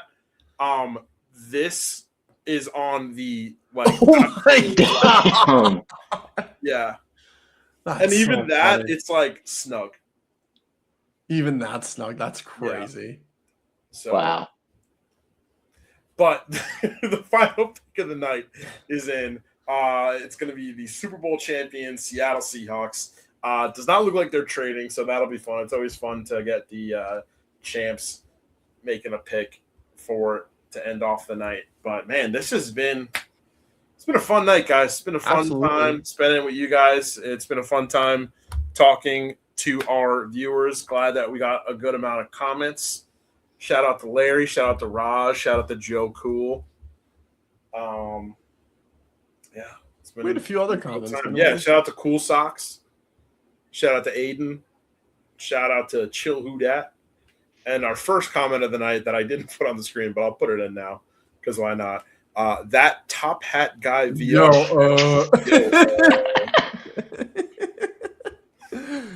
Oh man, that's too funny. Poor Joe Cool though. I'm assuming he's a New York sports fan.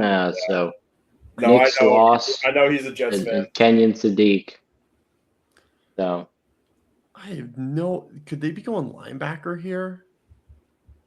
I mocked Jadarian Price because I have no idea who their third string running back would have been. Yeah, I mean, Emmanuel Wilson was decent with the Packers and the chances he got. They also like George Halani a lot, who they have. Yeah. He got some carries towards the end, but again, I wouldn't trust either of them to be a starter full time. Yeah, because Charbonnet's not going to come back week 1. Yeah, but I also wouldn't trust Jadarian Price right now either. I think he needs time to develop, so it could be a committee, like a legitimate one. That's true. They also lost Boye Mafe on the edge and some cornerback depth too. So yeah, I think they have like 4 picks this whole draft. Yeah, they don't have a lot, but I think, and I know we've been saying his name all night, but Jermon McCoy would be fun. Jacob Rodriguez would be a neat option. Yeah. And CJ Allen would be a good option. Look at this guy with the stash. Hell yeah, brother. It's a nice stash. Yeah, Jerome McCoy would be interesting if he fell. Yeah, 100%. I don't know if they go Katie McDonald because they might.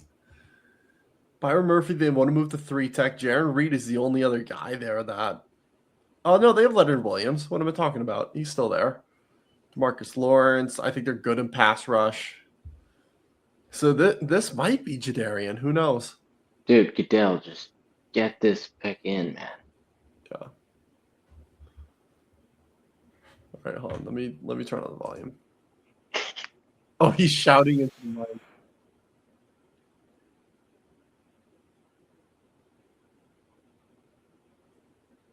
That's dope. That's so sick. That's so awesome. I love that. That's a good way to end the night.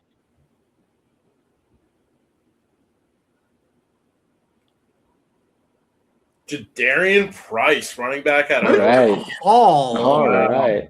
Look at you go. I'll take that. All right. What do we like out of Jadarian Price?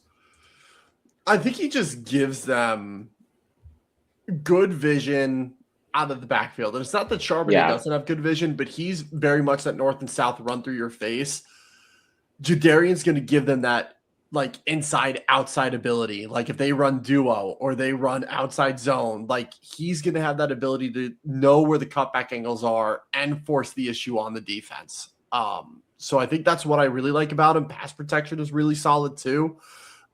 He just doesn't have that like home run ability like Kenneth Walker III had, but the cutback angles, very much like Bucky Irving. I like different size profiles and different athletic ability, but the vision and cutback angles are very similar between the two prospects.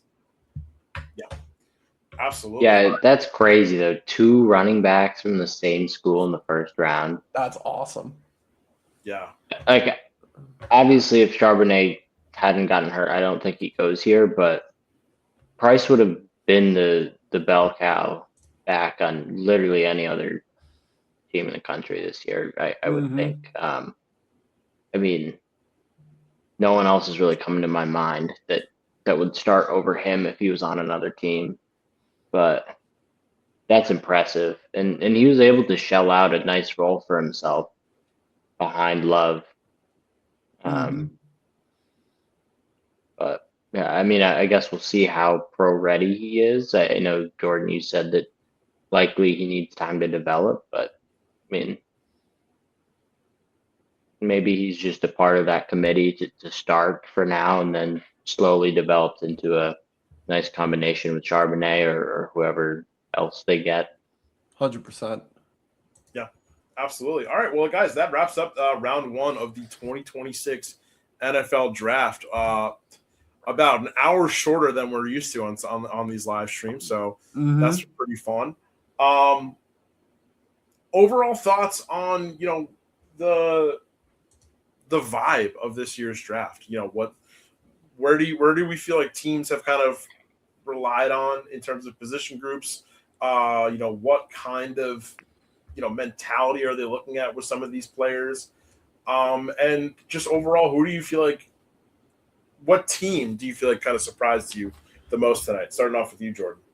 I think the biggest trend that I saw tonight was half of the picks were either offensive line or defensive line. You had 9 offensive linemen go, 7 offensive tackles. 2 of them could probably move inside.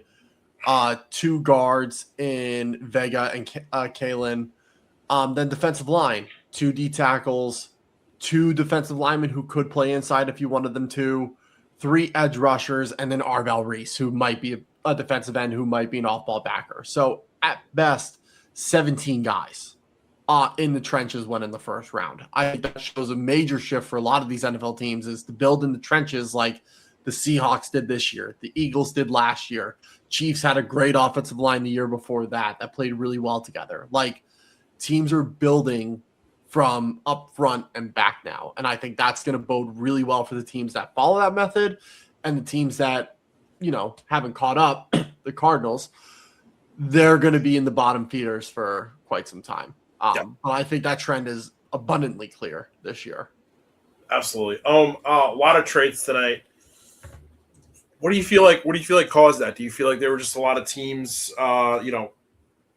what about, we were talking about preparation tonight, right? And obviously you can never be fully prepared for a draft, but what about, what do you think teams were not prepared for tonight that caused so many of these trades? I think the teams in the back half of the first round were probably not prepared for how the board fell. I don't think many people thought that Arvell Reese was going to fall to the Giants. Same thing with Ruben Bain going all the way to 15. At least personally, I didn't see that coming, especially because I saw a lot of comments about him going 4 to Tennessee. And I think it gave teams like the Bills, they traded back, 3 times, I think. And it gave the Bills as well as the Cowboys as well, teams that didn't have second round picks. They're able to now possibly leverage later round picks into a package to get into the second round. And I think that's an advantageous situation for those teams because of the board falling in the first 15 picks the way it did. So that they're able to sneak out of the first round, collect more capital, and they, like the Bills, they don't get the 5th-year option on who I think they're going to take a receiver, if I'm going to be honest.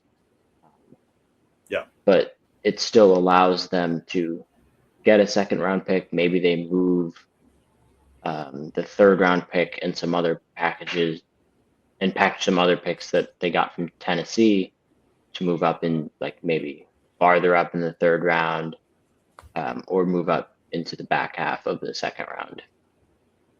Absolutely. And Jordan, we've got a couple more days left of drafting to go. This all wraps up on Saturday. Obviously, some names scrolling along at the bottom that are still available. A couple guys that we thought were going to go tonight, but obviously did not. For you, who are some guys that you think people should keep an eye out for first thing tomorrow? We've been talking about Jermon McCoy, Denzel Boston. We brought up those big names that have been mocked around the first round, but I know we mentioned him a few times tonight, but Jacob Rodriguez, I think, could be a really special player in this league. R. Mason Thomas has really good edge rushing upside. Someone we didn't talk about at all, really, Keontae Scott as a physical run defending nickel is a really good option that some teams will pick up. Some teams may think about moving him to safety. I'm not in that ballpark, but the coverage skills do need to improve from the nickel spot, so I could see teams doing it and having him cover tight ends and running backs out of the backfield or slower receivers. I think that's fine. He could be an option that could go early on. Malachi Fields, Antonio Williams, 2 receivers that are really solid in their own right. TJ Parker, Clemson defensive end. He's someone that was up there high in the draft rankings before the season and now falls out of the first round. So there's definitely some guys who have juice and have really good NFL traits that could go early. And then there's going to be some guys who were outside the top 100 on most boards that are going to go in the second round because that just always happens. You know, NFL teams get their convictions. They like certain players and they say, yep, we like the tools, we like the traits, whatever it is, we're going to go get this guy and we're going to take a shot. And when teams have an abundance of picks, that's usually when we see that happen. Absolutely. And so, yeah, that's going to wrap it up for our coverage of the 2026 NFL draft. Obviously, we'll probably be talking about some stuff in the later rounds on the blog. So make sure you check that out at house-enterprise.com. Make sure you follow us at all the socials that you see below. On X at thehouse_ENT, on Instagram at house.enterprise, on YouTube, where you're probably watching this, House Enterprise, and on TikTok at house_enterprise. Ohm has been cranking out some great stuff, throughout the NFL offseason. Got some baseball stuff on the way, covering cricket in India. That's pretty awesome. Jordan, obviously, you're working on some fantastic NFL offseason stuff. Can we expect any more thoughts on the draft from you over the weekend? Yeah, you'll see draft grades popping up probably on Monday or Tuesday. And then we're going to get right rolling into some team breakdowns, evaluating where teams are at. And then this summer, hopefully we will be bringing back the summer preview series where we go division by division, 15 minutes a team typically is the timeline we go with. We pick dark horses and everything like that, which we will be reviewing how the dark horses did in that first episode from last season.